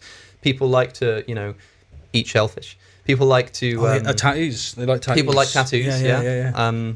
I nearly got was it Leviticus 19:18 tattooed onto my arm just for the irony. Yeah, that would have been annihilationism, though. You would have. Yeah. At least my left arm would have made it into heaven. That's true, actually. Yeah, because then we got a topic of, you know, whether or not you are a whole or parts. Yes. And like maybe your left arm, and like if you touch yourself with your right arm, maybe that's gone, right? That's what's happening. And maybe another part of your body as well. Yeah. I think So look, atheists do just want to sin, but so do Christians. And so the question is, how do we respond to this desire we have within us to do things that we all know somewhere deep down are wrong? Well, one option is to just throw off morality and allow yourself to indulge in them. The other is to say no, listen to your intuitions and accept the saving grace of Christ our Lord. Yeah, like so. Dude, it's so funny how people clip Alex all the time, but no one thinks to go to this podcast and clip him. You know, I always see it in like other conversations and stuff like that, but it's just absolutely insane. Like if you're gonna, you know, inappropriately clip Alex, this is like right picking right here, and I don't know, for some reason people don't do it. Obviously atheists struggle with this as well, and I think the best way to deal with these kind of issues is, say I wronged you, right? I stole from you, stole your guitar and whatnot. Okay, now I'm sure you'd be very upset about that, but rather than replacing your guitar, or, you know, like saying to you earnestly, I'm sorry, like I don't know what came over me and I regret it, I can actually just ignore you, let you get on with your life, and I can just pray, and I just feel like that's such an easier path to redemption. It's not embarrassing, you know. I don't actually have to take too much on for myself because I made amends with God. And quite frankly, who the hell are you? I don't need to make, you know, amends with you. So like I can see the appeal there. Yeah. So I've got a second question for you, because that was just I would just say in response to that, if I may, that to make amends with God, to repent of your sin, requires genuine recognition of wrongdoing. That is, in order to actually repent, God can see your thoughts, man. Like, he knows if you're really sorry. And so the question is, if you stole my guitar and took it away and knew I was upset, but then were genuinely sorry for it, you might think, well, I can just say sorry to God and not bother with this Alex guy. But if you were genuinely sorry, if you really did regret what you did, I think you would want to come and say sorry to me, because you being willing to just be like, he can suffer on his own, really is an indication that you're not truly sorry at all, which means God wouldn't accept your apology either. Well, I love Alex's actual defense here. That's cool. Because like he could have just like let that point slide, but he actually decided to argue back. So I think he's totally right there. Like as an atheist, like I still think that that's the correct thing. If you're truly sorry about something, then you're not going to you're going to be okay with taking the steps, even the embarrassing steps, in order to quote unquote repent or you know, move away from whatever you did. So, I agree. I think that's solid. It's about taking responsibility. It's good. Well, you know, I guess I could say that actually I think that in the grand scheme of things, that all is going to be set right. All is well, as Voltaire put in his wonderful poem. And that is that God will rectify this. Like, he knows the conditions that we're under. He knows that people are going to suffer. It's part of the theodicy, right? And so he's going to correct it. But another part of a different theodicy is the idea of character development, right? So if God is going to, you know, right all wrong, and that's why there was evil that existed at all, like in the problem of evil kind of perspective, and the reason it exists is because God is glorified through it, and so he's righting this wrong and he's being glorified through it. The other theodicy that goes hand in hand with that is the notion of character development and becoming a lot more like God, right? And so you can't have one without the other. So that I think that whole notion, and yeah, I think they would probably agree. But yeah, I think it's bad argument. And if God knows that I'm genuinely sorry, then that's sufficient. Sure. But I mean, like, we can have like Christian, debates here on our takes on this. But I think, I'm more interested in hearing your next question. Yeah, absolutely. So my next question would be, you've pushed a lot on veganism recently, okay? And I mean, it's a dreadful religion. It's really corroded your mind. Yeah. Like, you used to be rational and logical. That's probably... You haven't had B12, have you? That makes so much more sense. Oh my God, that's so crazy. Yeah, he has been taking his supplements, man. He needs to have his B12. Oh, that's right. It's not like he's drinking oat milk or anything like that. Oh man, that's crazy. How you've turned to Christianity. Because you accept the religion of veganism, and then before you know it, you're accepting every religion under the sun. Yeah, exactly. There's going to be a direct correlation between lack of protein and theism. Yeah. Yeah, and that explains why they're obsessed with the man image, right? Because they're lacking in that fundamental category. Yeah, even though meat eaters on average have more vitamin deficiencies than vegans do, they just have. No, I don't. ones. I actually don't. I don't know. That's not a thing. That's part of the propaganda that you're expressing, and I'm not. Right. Anyway, like you're distracting from my question, man. Like, sorry, I'm really not appreciating. No. It's just the veganism. You just can't help it. So, animal suffering. Before we existed, yes, we had billions. You always existed, Steve. Even before you were formed in the womb, God knew you. Okay, that's really nice. Before you existed in... Have I existed forever? Before you existed in reality. Okay, before as a thing. Yeah. So I existed not as a thing. Well, okay, Sherlock Holmes exists. Yeah, of course. Okay, so animal suffering. Before we're born. Yeah. I'm just gonna say it now. I think that this one's coming up on the bingo sheet. This deer caught in the woods. It's usually brought up in this sort of conversation here. So we'll see, but I'm gonna put it out there. I think that's happening. There is billions and billions of years of evolution. Yep. Well, yeah, billions. And evolution is a wonderful process. It's incredibly elegant, but it is to borrow a line from Sam Harris, like, the process itself causes suffering on a scope and scale that would embarrass the most ambitious psychopath. And yet you believe, I assume, because you accept evolution, yes, that God put this into action. Quite right. So my question would be, how is it that you square all the suffering that we see around us because you can't even blame it on human sin, because we don't exist at that point, right? I'm talking before humans, because that tends to be how Christians respond. They tend to go, we can do it because of sin. I'm like, no. Before we existed. Because then they have to bite the bullet of going, actually, I'm a creationist. But most respectful Christians don't do that. Well, it may still be, because you have to remember that for God, we're talking about an atemporal being. So although human beings only started to evolve a few million years ago, and animals have been evolving for about 4.5 billion, if the reason that animals suffer is because we live in a fallen world, and we live in a fallen world because of Adam's sin, whatever this Adam might be in an evolutionary picture, I believe William Lane Craig has a book coming out soon on the historical Adam. He does. Then you could still say that even though human beings didn't temporally exist yet, because God is atemporal, he knows that man sins, that's why we're in a fallen world, and so all of those animals are suffering for that reason. That's not a theodicy I would use. I was just going to say, does that mean that he knows all of the future then? Yes, God knows all the future. So he has an actual infinite in his head?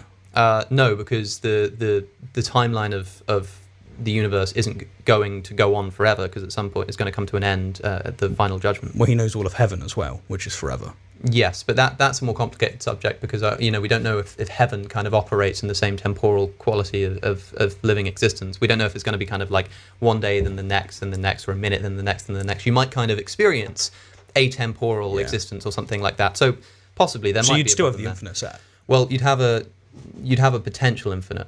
Rather than an actual infinite. No, it'd have to be actual if God's conceiving of it. If God can conceive of the future, such as Adam, it follows that he can conceive of all the future steps. I think there are two ways around this. The first is to say that heaven essentially exists atemporally. So in the way that God exists atemporally. Just curious, you got any other examples of anything existing atemporally?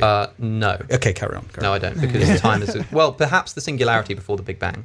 Or singularity at the middle of black holes. I'm not a physicist. So just hypotheses, basically. If time is out of nowhere kind of thing. If time is I think that's what you think, Steve. Is Of poof, course, out of nowhere. out of nowhere for no reason. As well. For no reason, indeed. Yeah. I think that if time is a quality of the universe, as Einstein showed, and that it can be affected, so the more mass something has, it kind of slows down time, then if you have a point of infinite density, perhaps you've got essentially a timeless thing. So maybe that would be Do you think general relativity is correct? It's I couldn't say that with certainty. It seems to be the best it would description that we have so far of the universal laws. Okay, well, it would put you at odds with like our best physicists, because basically we know that Sean Carroll, Roger Penrose, they basically expressed that we know that Einstein's theory does not work. Fine, but it's not compatible they wouldn't, with quantum mechanics, for instance. But they wouldn't deny, for instance, the time warping effects of mass or something like that. Yeah, that we experience within this area. But it's part of everything. Yeah. Yeah, it's a peripheral point anyway. I mean, even if you was to use it to apply to the grand cosmos, that would be fallacious. Because, yeah, I think so too. But even if there were no other example of a timeless thing, I also can't think of another example of an omnipotent thing. I think that would be contradictory. But I don't think that's special pleading, because that's not part of an argument. No. But okay, so where were we? God exists atemporally. So your objection that, well, God must know an actual infinite if he knows all the future. Two ways around that. The first is to say that in heaven you exist essentially atemporally in the same way that God does. So there is no infinite future. You don't need time in order to have an actual infinite. That's true, but heaven wouldn't be necessarily an actual infinite if it were atemporal. If there's a set of any type. So you said that you experience it as if it's like time, but it's not time. Well, you still have an infinite set that he can see the future maybe you don't experience it as time. Maybe and like Wes Morriston and a couple others of Alex Malpass and Joe Schmid, like they've emphasised very much that the potential infinite presupposes the actual infinite. Yeah, I like that argument too. Yeah. It's actually something that I put to my friend Bill as well in a previous podcast episode available via the link in the description. Beautiful. I think the other way around it is William Lane Craig, his way around it was to say that at creation, God actually entered time. So God is now not a timeless being. He's a timed being. Yeah. That has some implications as to like divine foreknowledge and free will. But he essentially, and I'd imagine that if you imagine a version of heaven that's like a new earth, so kind of earth is reformed and the heaven basically exists within the universe we already have. It's just ultimately destroyed and reborn. Then you have a potential infinite number of days that human beings are experiencing, but also God is experiencing too. So God becomes a timed being. But I think we can discuss this more if you like. Well, how do you know when you're talking to a vegan, you won't actually talk about veganism? So please get back to the the vegan comment, right? How do you know when someone has a nut allergy? Don't worry, they'll tell you. Yeah. It's true. It's true. I think. Okay, so animal suffering. Yeah, big problem.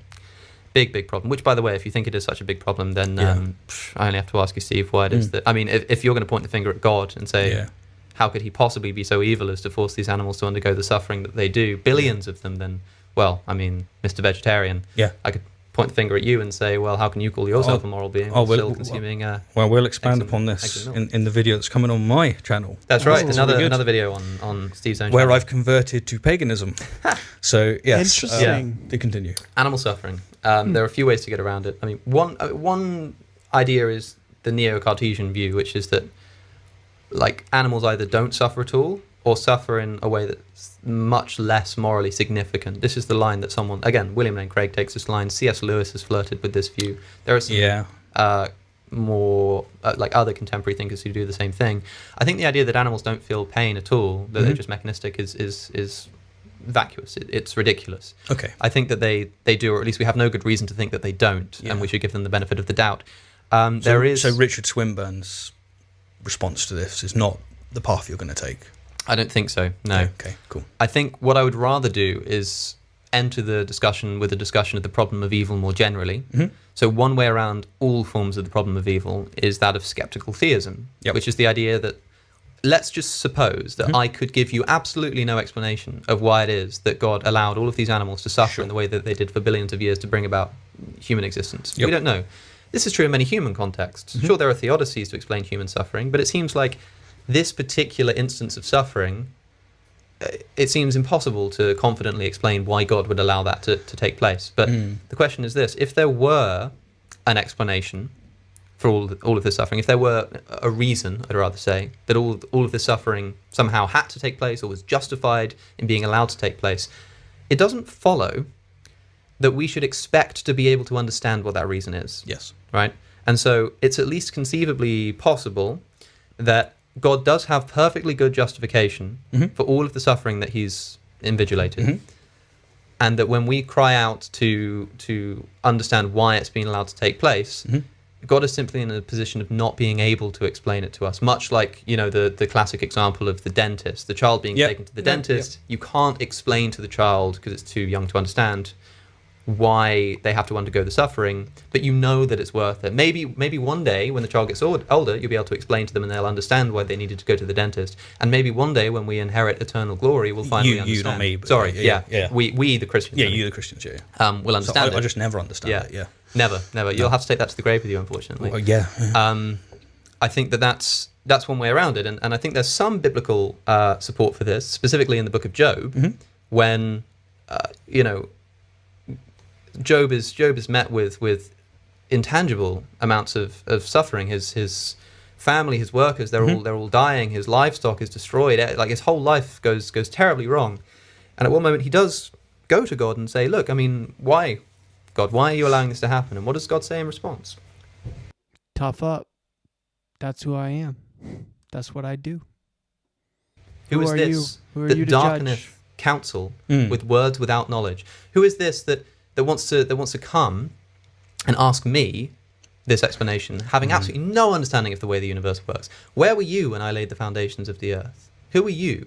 And this obviously takes quite an authoritative tone. It's almost quite scary. You can imagine a voice like that out of the whirlwind being quite off-putting. But if we take kind of, I guess, it doesn't strike me as the most wise, for instance. It strikes me as it might not be quite, the most loving, but then sometimes you have to be cruel to be kind, or harsh and that would to be fall loving. into me not really knowing, like why that path would be taken. So, yeah. And maybe it's We're like back to the ontological argument. if God knows that you're not going to be able to understand the justifications he has, if you come to him and say, "Why is the suffering taking place?" and he's like, well, look, listen here, kid, man, like, there are just certain things you won't understand.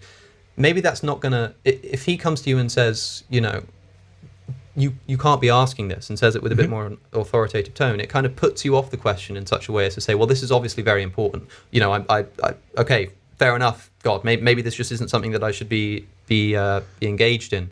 But the point of that message that God gives to Job there, I think, can be potentially interpreted as saying, like, you could never hope to understand. Yeah. God doesn't say something like, "What are you talking about? There's no justification. Why are you saying that I need a justification?" No, he's saying, why do you need to know what the justification is, and why do you expect to be able to understand it? You don't know about the universe. You darkeneth counsel. You weren't there when I laid the foundations of the earth. You don't have sufficient understanding. God isn't saying there is no justification, or I don't need a justification.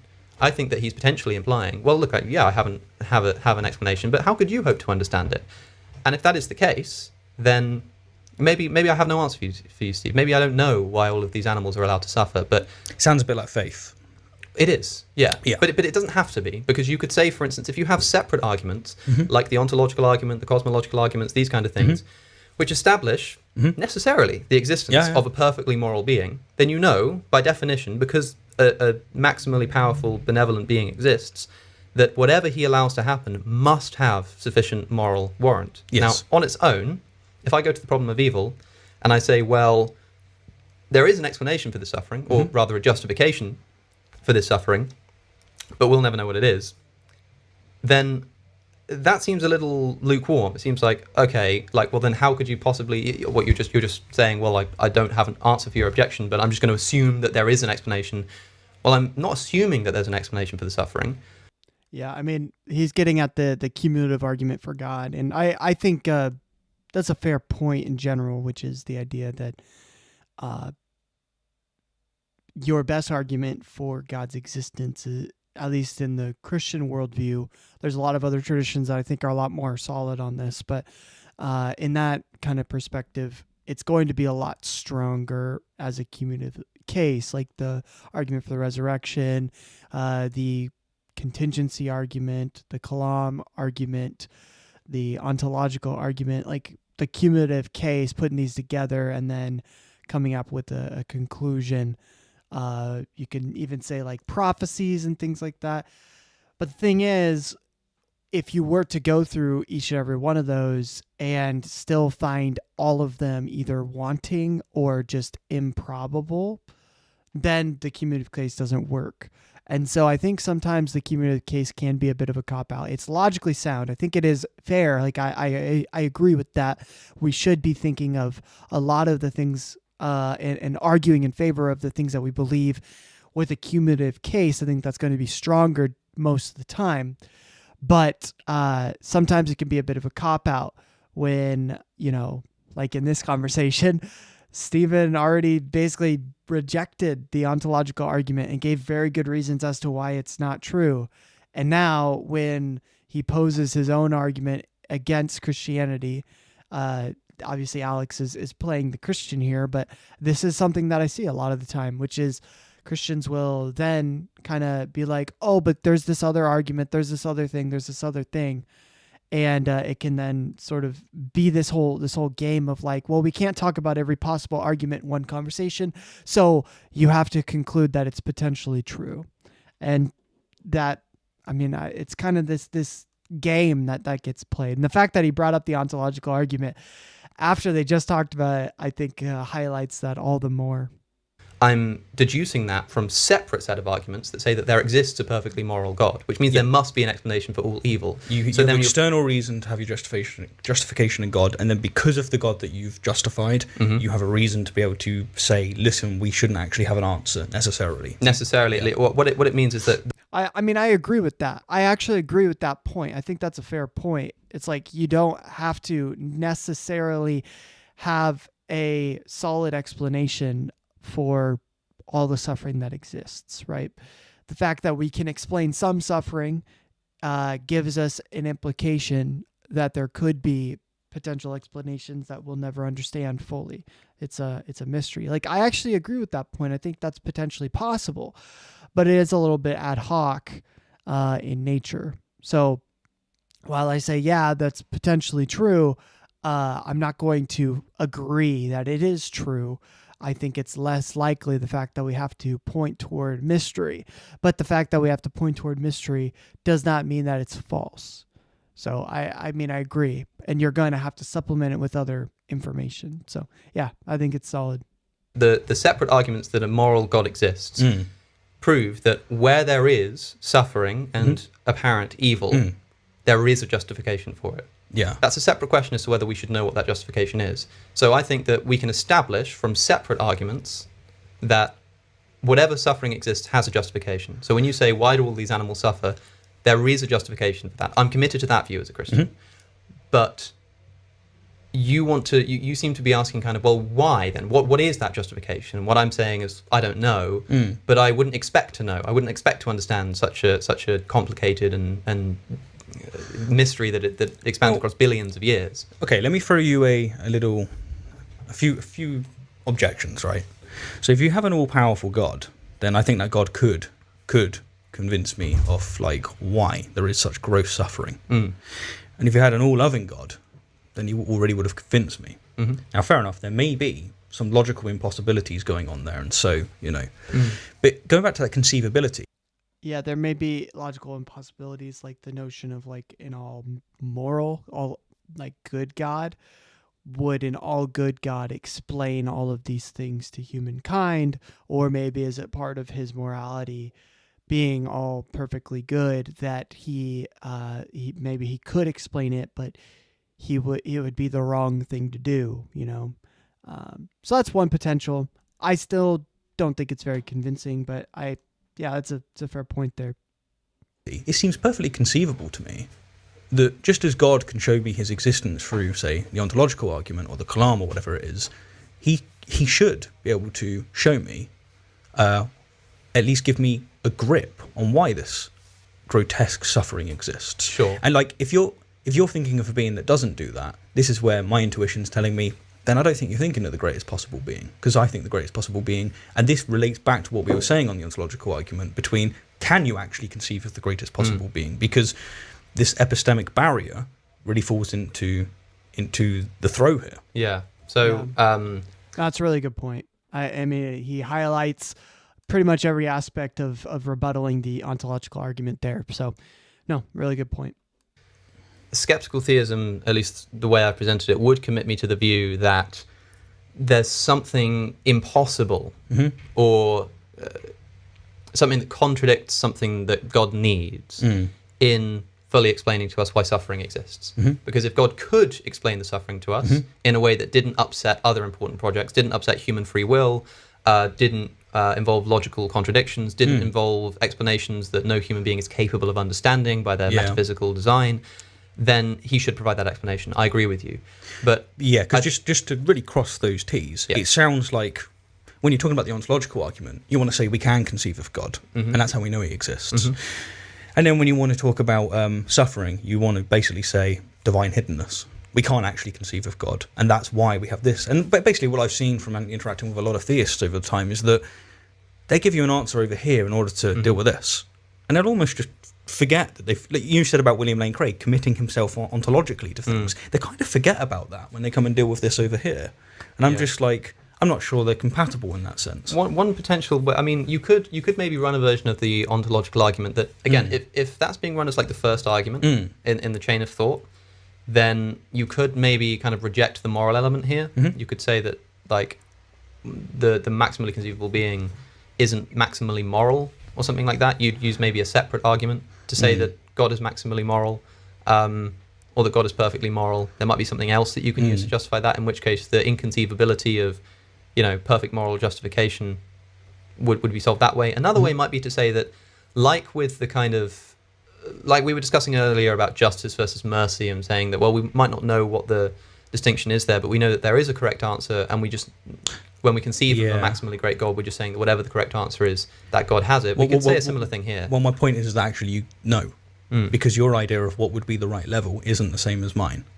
That's why I'm saying that it actually gets you into this polytheistic kind of position. Like, I've met people that are hell-bent on justice, and like mercy is weakness, and it's not right. It's immoral, in fact. And I've met people that have basically said that justice can be immoral. Yeah. So you have that mix. But that's still just an epistemic problem, right? Someone's going to be wrong there. If there is an objective morality, it's simply the case that someone is wrong. Well, yeah, they're not. They could be wrong on their morals. They can't be wrong on whether or not something's justice or mercy.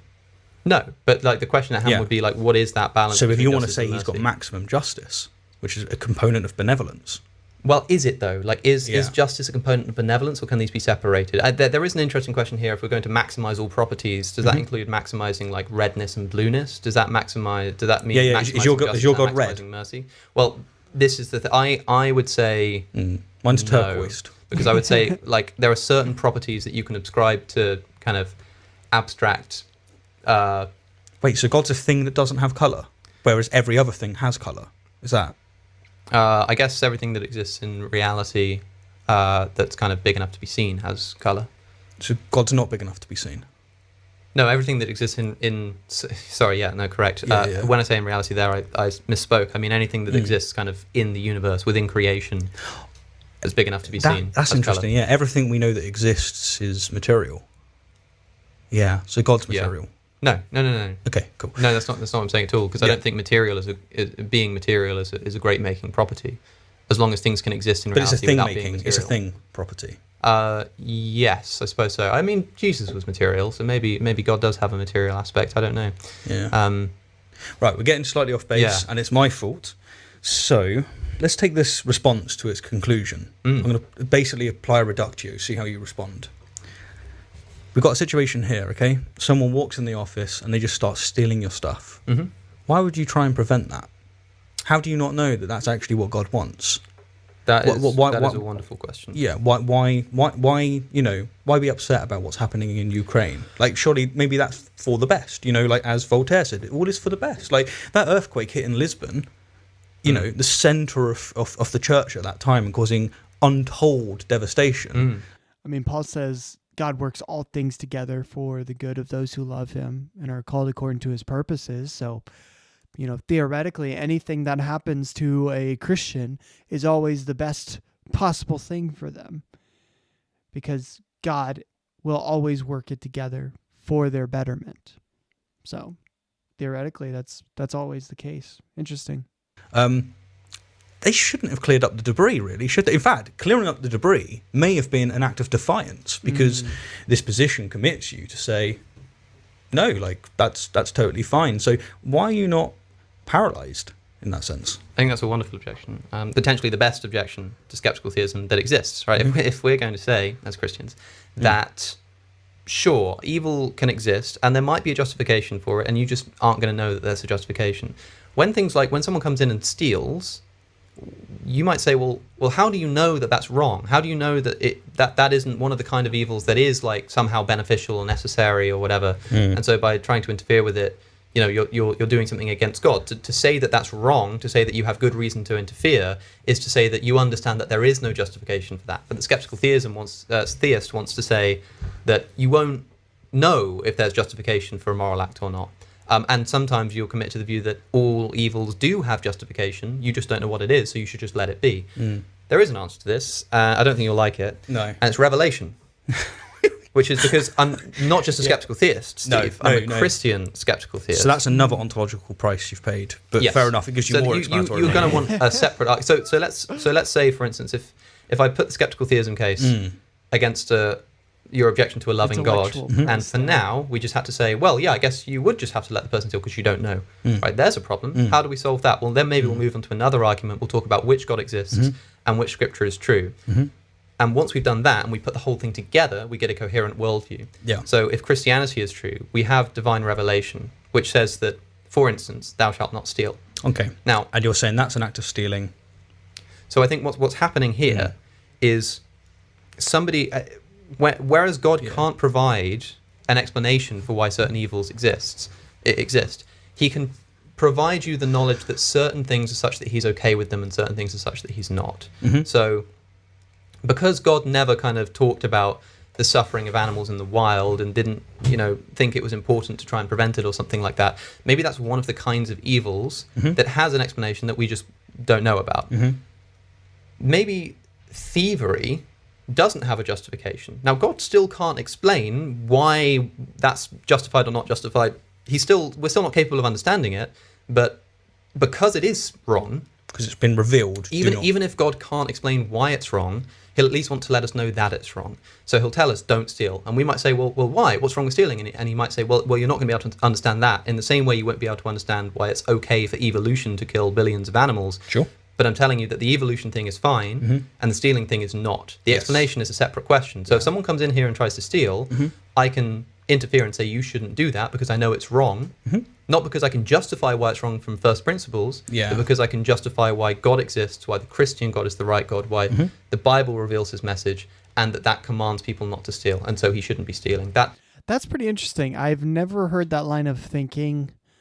In a sense, he's trying to defend Christianity, but I think what he's doing is rebuttaling it through playing on our intuitions. But that's a pretty interesting thought, which is the whole notion of if there can be mysteries to why God would allow certain moral evils. And so in a sense, acknowledging that those moral evils have an underlying good behind them, since that is possible in a single instance, then the whole idea of explaining why something is right or wrong in a Christian worldview is undermined. It's destroyed, because now whenever you get to a point where you're like, okay, this is the justification for why this is a good thing to do or why this is a bad thing to do, that whole justification is now undermined by the very fact that God can just say, look, it's a mystery you won't understand, and I'm going to do this or allow for this or create the world so that this evil thing at its outset can happen, because the justification doesn't matter. What matters is that what I say is good and what I say is bad is good and is bad. So that's a pretty interesting rebuttal. I haven't heard that line of reasoning before. I don't know. It's funny. He's switching chairs in a sense, and I think he's helping the argument against this case. That's the way I think you get around that problem. Yeah, revelation response. Okay, so where does it say thou shalt not have slaves? Thank you for watching, everybody. That's all we have time for. Yet again. Yeah. It's in Galatians, guys. There's no more male or... Oh, wait. Oh, shoot. Oh, my bad. Yeah, no, it's an interesting one. That actually brings up the fact that I think I saw slavery on here. Was it on there? Yep. Boom. So we just need him to bring up airplane analogy and the Yellowstone analogy. Then we got a bingo. So that'd be pretty good. This is actually like the least amount that I've gotten, I think, out of any of the videos before. So if we got a bingo, that'd be actually insane. So I don't think they'll come up in this video, but maybe in the next we'll see. Yeah, no, I understood. The slavery question is an important one that I think can be responded to. I not to dodge a question. I just wanted to say one more thing. You're going to buy some more ontology over here and ignore that Yeah. it's not. Okay, good. Yeah, go for it. I wanted to say on the skeptical theism point, because you were saying a maximally loving God would let me know why the suffering is taking place. At least my If intuition it was would all say powerful. that if it would do a better job than what we actually see. Let's say that if it were the case, for some reason, maybe because it somehow contradicts human free will, maybe because human beings aren't. Oh, you believe in free will metaphysically- now? Yes. Okay. Maybe Yeah. human beings aren't metaphysically capable of understanding it. For whatever reason, God cannot explain why your life seems to be abounded with suffering. It's like, well, okay, what could a loving God do in order to kind of try to get across that he is a loving God if he can't explain your suffering? Well, he can let you know that he loves you, right? He can send out. They're pointing out the fact that there's a lot of contradictory things that theists hold to, but if I'm being honest, I think everyone has that. Like, it's not just a person who's religious or Christian. Everyone has that, where they haven't fully thought through all of the implications of whatever they believe. And so they might be believing one thing, believing another thing, and not realizing or making that connection that they contradict or they don't quite add up as a singular, united worldview. So they bring that up, and I think it's a fair point. And I like the fact that they're bringing up with these arguments in favor of Christianity, because it might help people, better think about these issues. But the main thing, the whole notion of like, the undertone of like skeptics or atheists don't do that. I mean, that's just simply not true. Maybe that's not what they're doing here, but I feel like that might be an undertone that could be interpreted here. And like literally everyone has not thought deeply enough about every single issue they're concerned about to where they're impervious to any sort of contradiction. There's always going to be a contradiction. And if you're intellectually honest, hopefully you're going to then recognize that and be like, oh, you know what? I was wrong. And I'm going to have to rethink about this in a different way. So, I mean, it's a fair point to bring up, but like, it's also a point where it's like, it's not superior. It's just, this is something we all deal with and something we all have to recognize and accept when we're pointed out on it. Down his son to suffer in order that you see that even if you can't understand why all the suffering is taking place, you know that God gets it. You know that he suffered too. It's not like he's sitting above it all and saying, that's the thing, I don't get it. You're all suffering. So the thing about God suffering, this is something that I don't think makes any sense at all. So for instance, the Christian will say that, God and like Jesus, like the Trinity, they're three separate persons of the Trinity, but they're one in essence, right? And so God, the Father, has not suffered on the cross, nor has he suffered if you're a believer in pre-substitutionary atonement, nor did he suffer by taking on the punishment and the moral judgment of sin, right, on the cross. Whereas Jesus, the another part of the Trinity, separate part of the Trinity, is still God, but he, in his moral form as a person, was able to suffer physically and spiritually by taking on the judgment of sin itself and the punishment of being, physically crucified. So the thing that doesn't make sense is, how can God empathize with suffering and understand suffering if the only part of God that suffered was that mortal part, right? That incarnated aspect of Christ that cannot truly be God in his full extent, because he's, first off, tempted by sin. Jesus was tempted in every single way. God, by definition, if his character is ultimately good, then he cannot be tempted by sin because that is built within to who he is, right? The other thing that doesn't make sense is Christians will point to the fact that Jesus disagrees with the Father in the Garden of Gethsemane, pointing to the idea that Jesus, in his incarnated form, which does not have omniscience, he was able to disagree with God. But had he had his omniscience, which he didn't in that moment, he would have understood. But omniscience is also a characteristic, a defining trait of God. And so, in a sense, what you're saying is that part of Jesus that understood the suffering and understood the pain of, thinking about going to the cross and asking God, the Father, to pull him away from that part is not part of God the Son, but rather the incarnated Jesus. And so if you're going to separate those two, then you have to also separate the fact that God has suffered at all.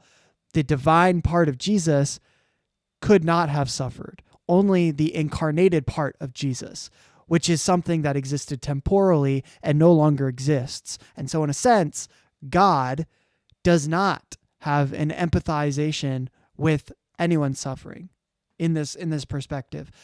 It wouldn't be possible unless Jesus in his incarnated form is able to exist atemporally. But we know that that's not true because you can't exist atemporally and temporally at the same time. It's a contradiction of terms. It makes no sense. So yeah, I think that's a real problem.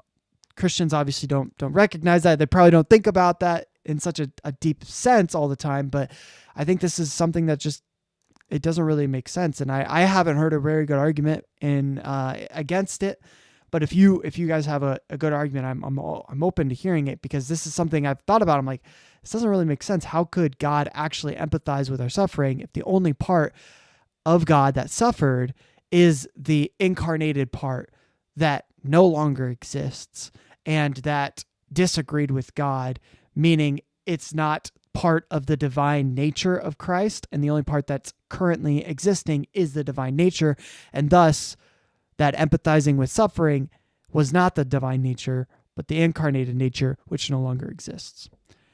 So, I don't know. I got on a tangent there, but I think it doesn't really make sense to me at all. And I'm sitting above it saying, this is fine. And you're like, what's going on here? You're not very loving. Yeah. God is coming down to earth, suffering with us in order to show us that, yes, I understand suffering is important. And I'm suffering with you. I understand that this is a terrible thing. And he's demonstrating that he loves so I understand, you're saying an omnipotent being is suffering? Yes. Okay. Because, of course, we need to... Because, again, my intuition tells me I can now think of a stronger being than you. We'd need to get into a kind of... Well, wouldn't you say that an omnipotent being, a being that has no capability for suffering, is not as great? No, he has capability, but nothing can do it. So he can conceive of it, but there's nothing that can make him suffer. Yeah, but that might be improved upon in the sense that having having an experience of suffering, having gone through suffering, he's got that. Just imagine God, Mega Chad. I love that. It's funny. To experience it. Well, you can't have I think that's a contradiction. You can't have an experience of suffering without experiencing the suffering. You could have like an illusory one. You could like implant a false memory, but you can't actually have the experience of the suffering without suffering. So you think God couldn't do that? Because if you're going to go for like you don't understand God, it sounds like you actually do understand these things now, and now you're committing yourself to a position where you do really understand these things. And so with these questions, you can give me straight answers, but with this one, it's just hands are up. I think the only thing that you can say about God with certainty is that logical contradictions are impossible for him. For him and about him, well, for any, they're just impossible. But what if he just wants you to think that? Like, it's actually no, they can happen. It's just you're a feeble mortal being, and for the same reason he hides, say, the suffering, he's also going to hide that fact. If we're going to throw out logical consistency of this kind of stuff, like, you're right, you could potentially do that. Descartes considers the question of what if God makes or the evil. I think he does attribute it to God. Why doesn't God make him go wrong every time he adds 2 and 2 to get 4? Maybe it's actually 5 and he just goes wrong every time. Descartes' response was that would make God a deceiver. But you could also say that, like, maybe okay, that's fair, and that might undermine a lot of the arguments I'm putting forward, but it also undermines this very conversation. Like we should just pack up and go home, because everything we're saying is reliant upon logical rules that we're both ascribing to, and if they're potentially false, then why are we bothering in the first place? You know. But the thing is that I've got reasons to believe in, say, the law of non-contradiction, but your reason to believe in it is nested in God, and you've just said that God can do these things. I don't think it's nested in God. My view as a naturalist of the law of non-contradiction is going to be straight, whereas yours is going to go through the prism of God.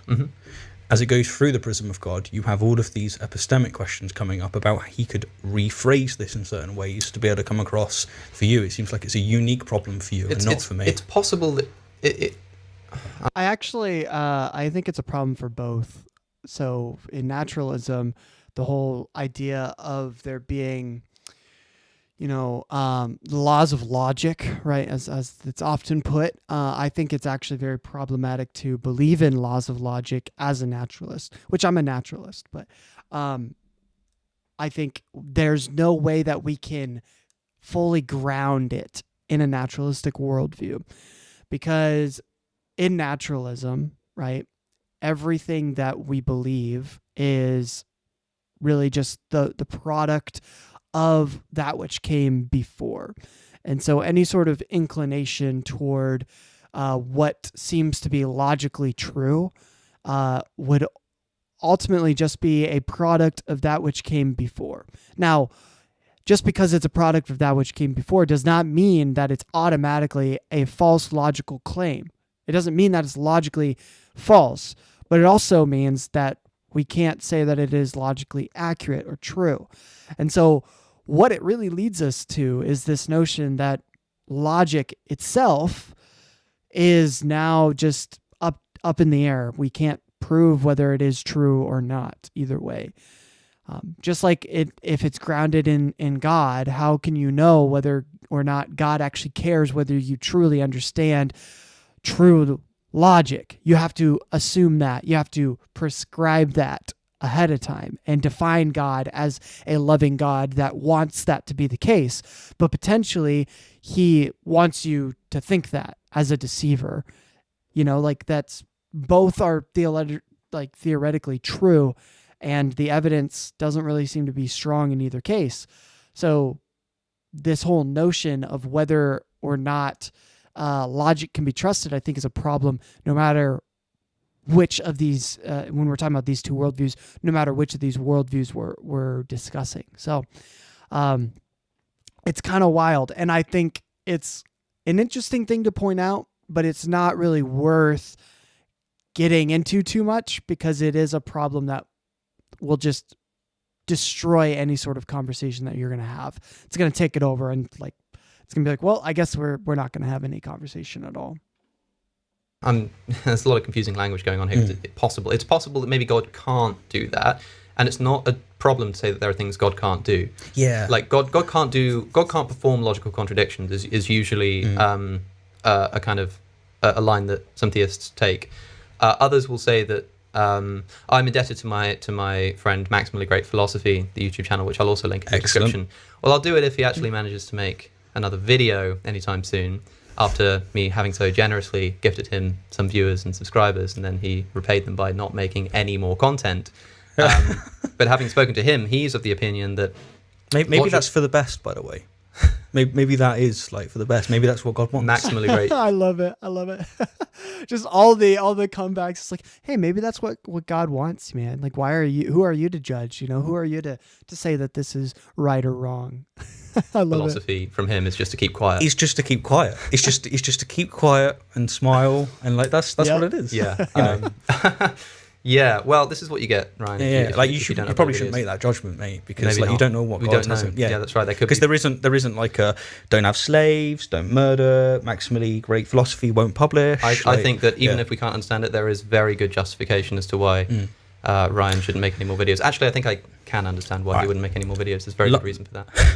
Last tie in the bow. Yeah, it's divine revelation. Paul, sorry, I don't know why I almost said Paul, but Alex here, he has divine revelation here, so that's why he knows. That's how he knows. It's just his personal intuition that's divinely understood, and so there's no questioning it.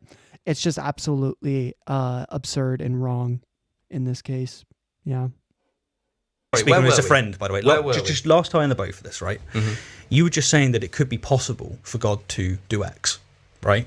Oh, so yeah. What I was saying was, but what, the whole thing here is just like off the table for me, because you're talking about what's possible for God, and yet when it comes to the animal suffering, you want to say that you don't know what's possible for God. What I was trying to do is make a distinction between saying if there are things that aren't logically impossible, then yeah, we don't know if God can do them or not. We don't know if God is doing them. We don't know if he has justification. But if something's logically contradictory, then we know that God can't do it. You said, well, how do you know that you have the right perception of what's logically possible? Yeah. And I would say that, so the response that Ryan has given me when we've spoken about logic is he said that logical contradictions just aren't things. It's not like they're things that God can't do. Why does he believe they're that? Just not things, because they have no reference. They're like, even conceptually, like a square circle. But why does he believe that? Why does he believe that? Why do you believe that? I see what you're getting at, but I think, well, you'd have to ask him why he believes that. Sure. I see what you're driving at, which is like maybe the reason why you think that's the case. We're going through the prism of God. I think it's just because if that's like a window where all our knowledge has to pass through, it's... Yeah. Well, okay. Yeah, maybe that, because we've actually kind of had this discussion before about whether we can reject the laws of logic, and we basically had this argument. Have I convinced you of Islam yet? No, not quite. Okay, all right. That's next April 1st. Okay, all right. Damn, dude, that just came out of nowhere. I don't even have Islam on this bingo sheet. That's crazy, dude. It's usually on there. I added a lot this last week, and so I'm seeing a lot of the newer ones on my sheet. You know, like what I add? Newton admitting not knowing gravity. People clipping him out of context. What are some other new ones? The Vedic scripture, I added that one, pretty new. And then this one, the deer caught in the woods. I knew about that one, but I always forget to add that one, so I'm glad I added it. But of course it's not coming up in this conversation. Of course. It's crazy. I think, okay. Got to wrap this one up. I don't want to, let's not get lost on the weeds here. I think that if we're willing to grant that we can accept that God can't do the logically impossible, which is what you're quarreling with, and again, this is a good place, I think, to put a pin in this argument, because this would be the point of contention. I think if we can confidently say God can't do logical contradictions, then I can say that whereas there might be an explanation for all of the suffering in the animal kingdom, and we just can't know it, that doesn't mean I can't know anything about God, because I can know that God can't do logical contradictions. So anytime you try to ascribe something to him that would be logically contradictory, I can say, no, that can't be true of God. And you might say, oh, so now you can conceive of what God can and can't do, only when we're talking about logical possibility. Okay. Whereas if we can't know with certainty that God has to also preclude logical impossibility, then you're quite right. But then I think if we do that, although you're right that your conception of logical consistency doesn't run through God, the prism of God, you'd still have to respond to an objection as to how you know the laws of logic are true. But rather than opening up that discussion, we've actually had that discussion a few years ago in a rather nice garden. Yes, we did. In objectively good. Yeah. Objectively maximally great. In like 2017, 2018 or something like that. I'll leave a link to that. You were about half your age as well, weren't you? Yeah, and an atheist. Back when I used to be an atheist. Yeah. That's. I'll leave that in the description down below, because we talked about logical possibility, and from an atheistic perspective, I was arguing that the laws of logic, we must accept them as true. You were arguing that we could potentially deny them. So that's the same conversation we're having now, which we've already had. So we can have it there. Yeah. We've only actually. I mean, I actually think that's maybe a good place to wrap up, only because of the time constraint. Yeah. I would have been nice to maybe talk to you about the kalam, contingency, moral argument, more on the problem of evil, divine hiddenness, but we could go on for hours and hours. So maybe next April 1st we can revisit the situation. I think that would be absolutely marvelous. But as I told you, I'm probably going to be pagan by then. Yeah. That would be even more interesting. Very interesting. I think that's been That's been good, though, because we've done the most important argument for God's existence, the ontological, which shows that God exists as a tautology. Yes, that's to say true, God doesn't exist is to say a being that necessarily exists doesn't exist, which is a contradiction. So, come on, get with it. Imagine believing Spider-Man with man in the definition doesn't exist. Like, that was it's just crazy. Imagine thinking that Sherlock Holmes isn't a man. Oh, well, yeah, I mean... Nobody click that, please. Hey, there it is. Someone it's talking about clipping. Someone clipping him. So there we go. I'm gonna click that one. Where we at? People clipping out of context. Boom. Yep. There it is. What up, Richard? Welcome to the chat. Yeah, this video is getting toward the end here. The very first episode of Cosmic Christian podcast. I think very first and only one out of all of them. But yeah, I hope you're doing well. Good to see you. Yeah, I know you probably did you just get back from work today, just now? Because I've been mostly working from home, so it's probably why you haven't seen me. But yeah, it's good seeing you. I'm gonna keep playing the video, but yeah, hope you're doing well. Hope you're feeling well. I know you weren't feeling too well earlier, but good to see you. Take that out of context. You know what I meant by that. You know full well what I meant by that. Yeah. Look, yes. So I think we should wrap it up here. Mm-hmm. I think this has been a good conversation. No, definitely. Yeah, it's been great. I think what we've essentially done is shown much like, and this was what I liked so much about the conversation I had with Craig, who I'll mention again for a fourth time now. Just flex, He's just like a sugar daddy.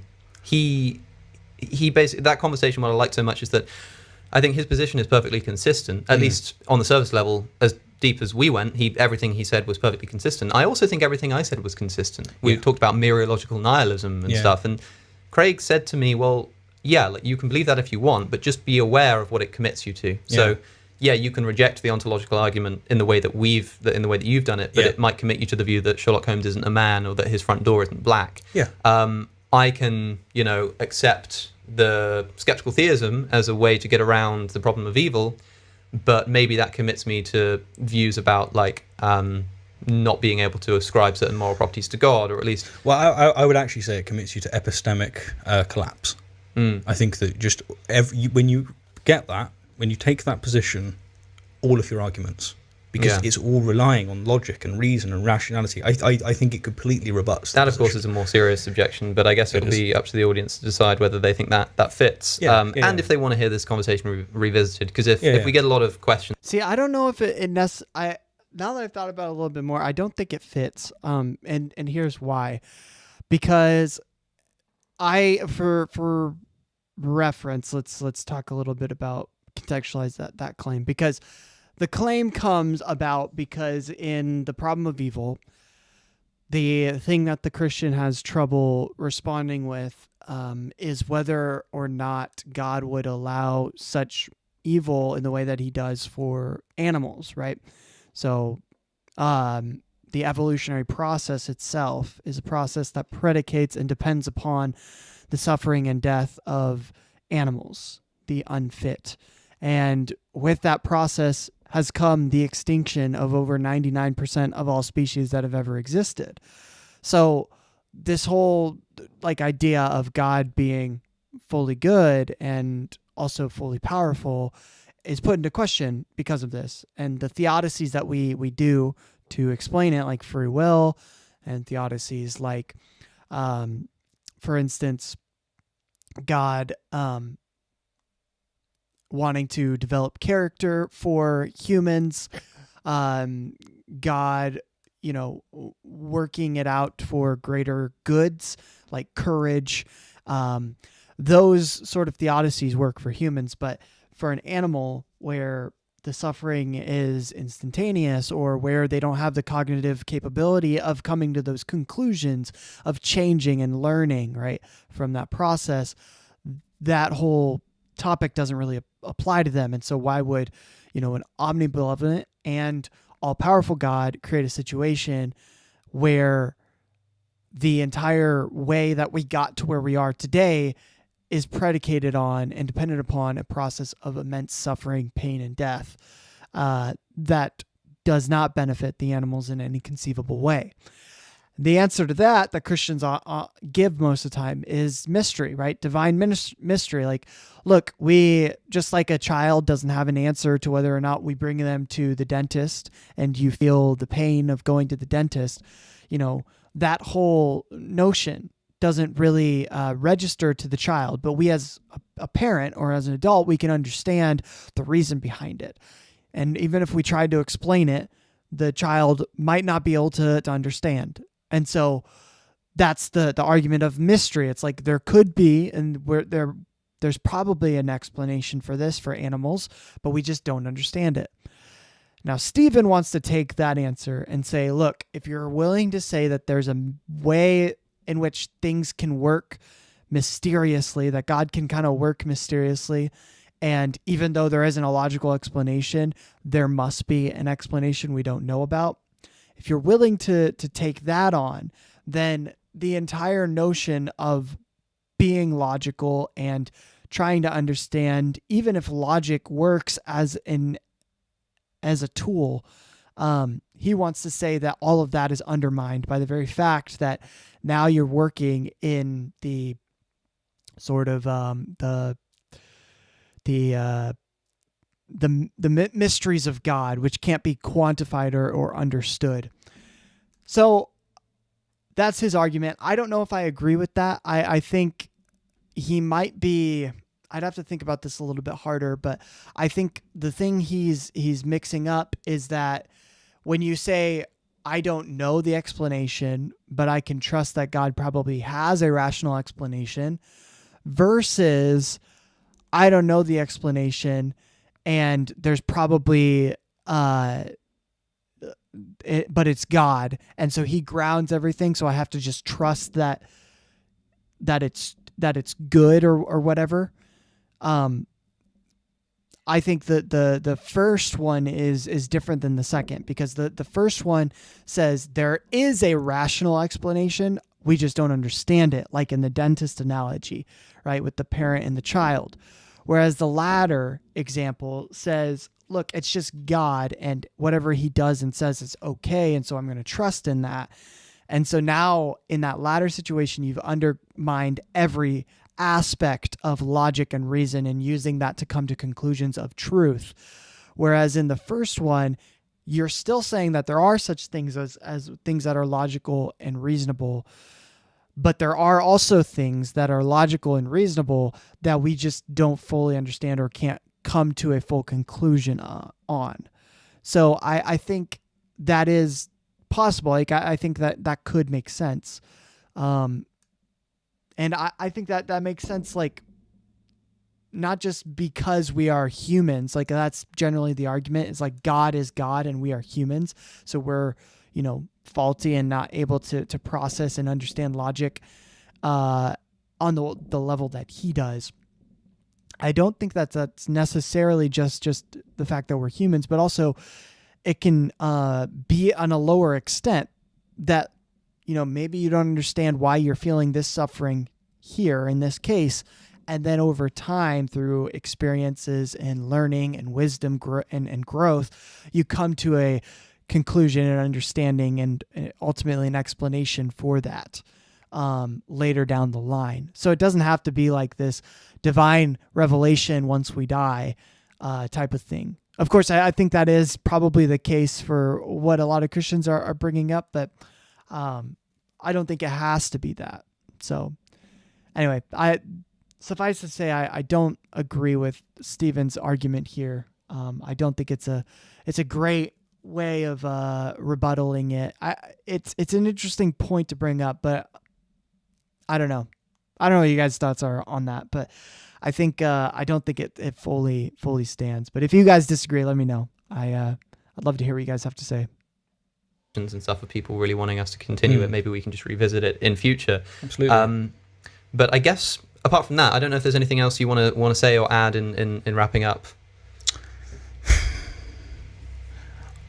I just want to say good luck with the campaign. Yeah. Just really sell God. Like really, really big him up, because, you compete with some fierce religions out there. They think like their gods are better but yours is better. Yours is the maximally great. Maximally great. So yeah, and then just really, I guess the final thing I would say is going back to what you were saying about Craig, where you went, look, my view is consistent, Craig's is consistent. Yeah, but you're going to hell. Well, you was, but you're not anymore. Yeah, or you're going to be annihilated. Steve, to be honest with you, mate, like we've had the discussion today, and I've got to say, you've talked me out of it. Oh, fair enough. Oh, okay, all right. I'm going to take this down. Is it down? Yeah. All right. Okay. When I play the intro, when I play the outro to this podcast, I'm going to revert it to the Cosmic Skeptic podcast. So if you're a little confused as to why this came up, oh shucks. Oh well.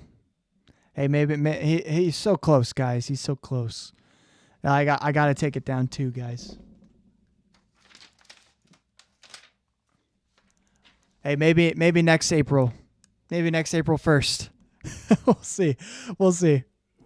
Under the Cosmic Skeptic podcast, it's because, look, when this podcast began, I thought, Cosmic Christianity will do the trick. But Steve, you talked me out of it. Congratulations. Hey, it's so good. We're back to Cosmic Skeptic. Yeah, It means I don't have to rebrand. It means I don't have to pay a graphic designer as well. Yeah, Cosmic Skeptic means you're a global skeptic. So yeah, exactly. Stuff, that's one reason why William Lane Craig that's 6 times I've mentioned him now. Yeah. He nearly didn't come on the podcast because I was called Cosmic Skeptic, and he thought that I was this Tyronian skeptic, and he thought we'd get nowhere. It was only when he was told that I wasn't that. That's like saying I'm not going to really have a conversation with him because his website's called Reasonable Faith, and that's nonsense. I'm out. I think if my name did actually indicate that I was a skeptic of everything of the universe, fair enough. I can see why you wouldn't think you'd get very far. I didn't know this. It's really interesting, actually, because that's probably. I wonder if that's the main reason, but he does bring up that he switched his branding to Alex O'Connor rather than Cosmic Skeptic, and his podcast to the Within Reason podcast because of that fact, because it brought on connotations of being skeptical about everything in the universe rather than just being, interested in spacey things and being a skeptical person practicing skepticism. So it's an interesting point there. So I wonder if it was William Lane Craig specifically, or if it was just multiple people brought it up and he eventually made the change. So I'm also curious when in his career he made the change, because I wasn't really following him at that point. At this point in his career, I'd see a couple of videos every once in a while of him, but I wasn't really paying attention to him. It was more earlier on and then more recently that I've been watching his stuff. So this stuff in the middle, I didn't pay too much attention to. Until he did a podcast episode talking about our conversation, and he mentioned that at the beginning, and I didn't realize how close I'd come. But yeah, I'm glad to be back in the Cosmic Skeptic skin. It feels a bit more comfortable. Thank you for. You're going to go back to all that sex and parties. Good. That was quite a strong contender. That was a strong argument. Okay, well, on this wonderful April 1st, wouldn't it be magical if somebody watched this kind of 11 p.m. on April 1st, and now that I'm back to Cosmic Skeptic, just by coincidence, it's now April 2nd. How does that happen? What can we say? Really, really strange. Yeah, isn't it? well, God works in mysterious ways, and if you think there's an issue, well, there's not. It's just God intends for you to. You can't really explain it. You're a small being, and you can't really explain it properly. Yeah, well, I try to say when a Christian puts an objection to me that I can't respond to, God works in mysterious ways, and so do I. Yeah. With that said, thank you all for watching. Please do, if you like the content, and I promise that it's going to be back to skeptical atheism. He means veganism. If you like veganism too, then please do consider supporting the podcast and the channel on patreon.com/Cosmic Skeptic. Do consider becoming a supporter on Patreon. It helps keep the channel afloat and also gives you early access to videos, as well as the ability to vote on video topics, as well as every now and again I do a private live stream, Q&As, that kind of stuff. So if you really like the content, please do consider it. Steve's channel is Rationality Rules. Yep. And thank you again for coming on. I'll leave a link in the description again. Yep. And he also has a Patreon, which you can support as well, if you like. We can do one of these as well if you want. Please. And just know that I'm going to rebrand to Pagan Rules next year. And I hope that you're not going to show them this video before April 1st. You said that you're going to give them, prior content. You don't want that. Can you imagine the confusion if I accidentally upload this, but in a different time zone? It's not even April 1st. They're just what on earth? You got Australians going. Yeah, going. Hold on. Sorry. Ken Ham would have a field day, right? Yeah, he will. But with that said, thank you all for watching. I really do appreciate you taking the time to spend an hour and a half with us. Go and watch the sister video that we're making on Steve's channel, which won't be me as Cosmic Christian. Now that I'm Cosmic Skeptic again, we'll be talking. We'll be having a conversation as Cosmic Skeptic and Rationality Rules on Steve's channel. Link in the description as well, whenever it comes out. But with that said, as always, I've been your host, Alex O'Connor. Today's guest has been Stephen Woodford of the YouTube channel Rationality Rules. Thank you for watching. Don't forget to subscribe, follow us on various social medias, support us on Patreon. Gosh, that's a lot of sentences. I said wrap up, didn't I? It's like, Get this out, dude. he's been wrapping it up for like 5 minutes now. Gosh dang, that's crazy. Let them leave. I'm still Let not even them there. They've leave. probably already left Yeah, already. they've I mean, probably for the like 2 people who are still left over, I gotta watch every little second of every video. thanks. And I'll see you in the next one. Okay. And another thing, though. God. Fuck. All right, there it is. Well, that was a interesting one. That was definitely an interesting one. So, I mean, he's so close. He's so close. And yet so far.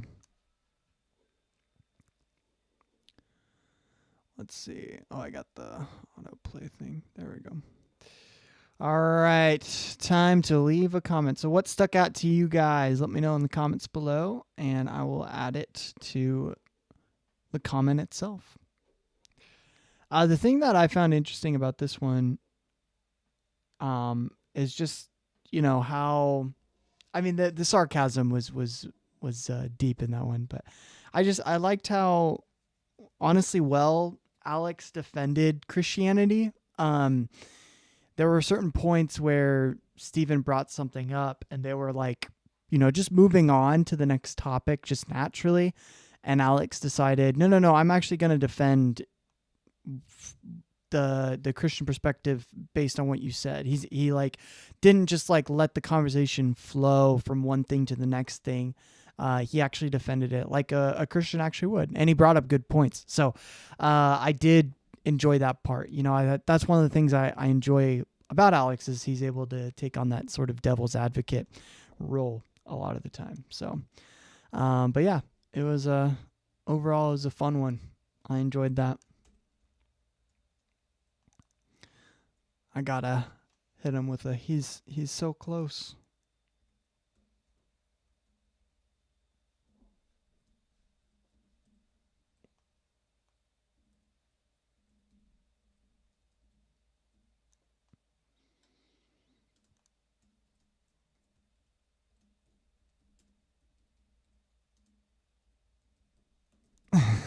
He's so close, guys. He's so close.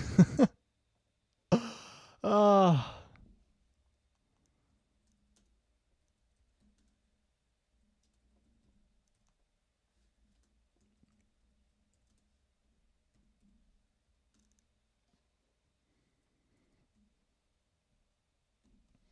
There it is.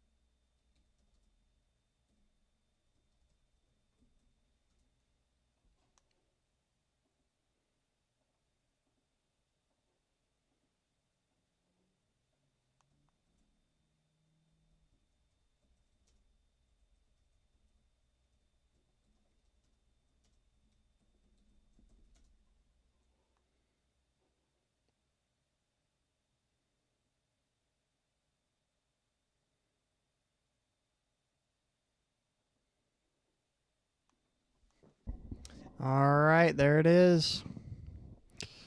Okay. So, you didn't become a Christian, but hey, there's always next year. We'll see. So far, that is now 194 videos watched. And together through these live streams, we have watched 45. So that's pretty cool. What time is it? It's 10 o'clock. I think I'm going to end it on that one for tonight because I'm getting very tired and I have to get up pretty early tomorrow. But yeah, I enjoyed this one with you guys. You guys had some pretty interesting points. And, you know, it's always fun hearing the little sarcasm of Alex. I mean, it's not always that he brings out the sarcasm and the humor, but he does every once in a while, and I think it hits pretty well most of the time. So, but anyway, hope that you guys are doing well. Hope that you guys had a great great week. That is now the official end of the Cosmic Christian Podcast. So, I guess I won't be needing this anymore. Sadly. Oh, I was staring at where the tape was. There we go. But hey, there's always next year. And hey, if it happens next year, maybe he'll hire a graphic designer and won't have to deal with that kind of side. So, but anyway, yep. If you guys are, I hope you guys are doing well. If you guys want to tune in to more of this stuff in the future, I do this every single Thursday at 7:30 Central Standard Time. Reacting to every single Alex O'Connor video on the internet in hopes of getting onto his podcast. So if you want to be a part of that process, if you enjoy his content, or if you just enjoyed hanging out here, well, then give this a like, subscribe, and follow this process every single week as I react to every single Alex O'Connor video. Anyway, hope you guys are doing well, and have a great rest of your night, guys. Bye now.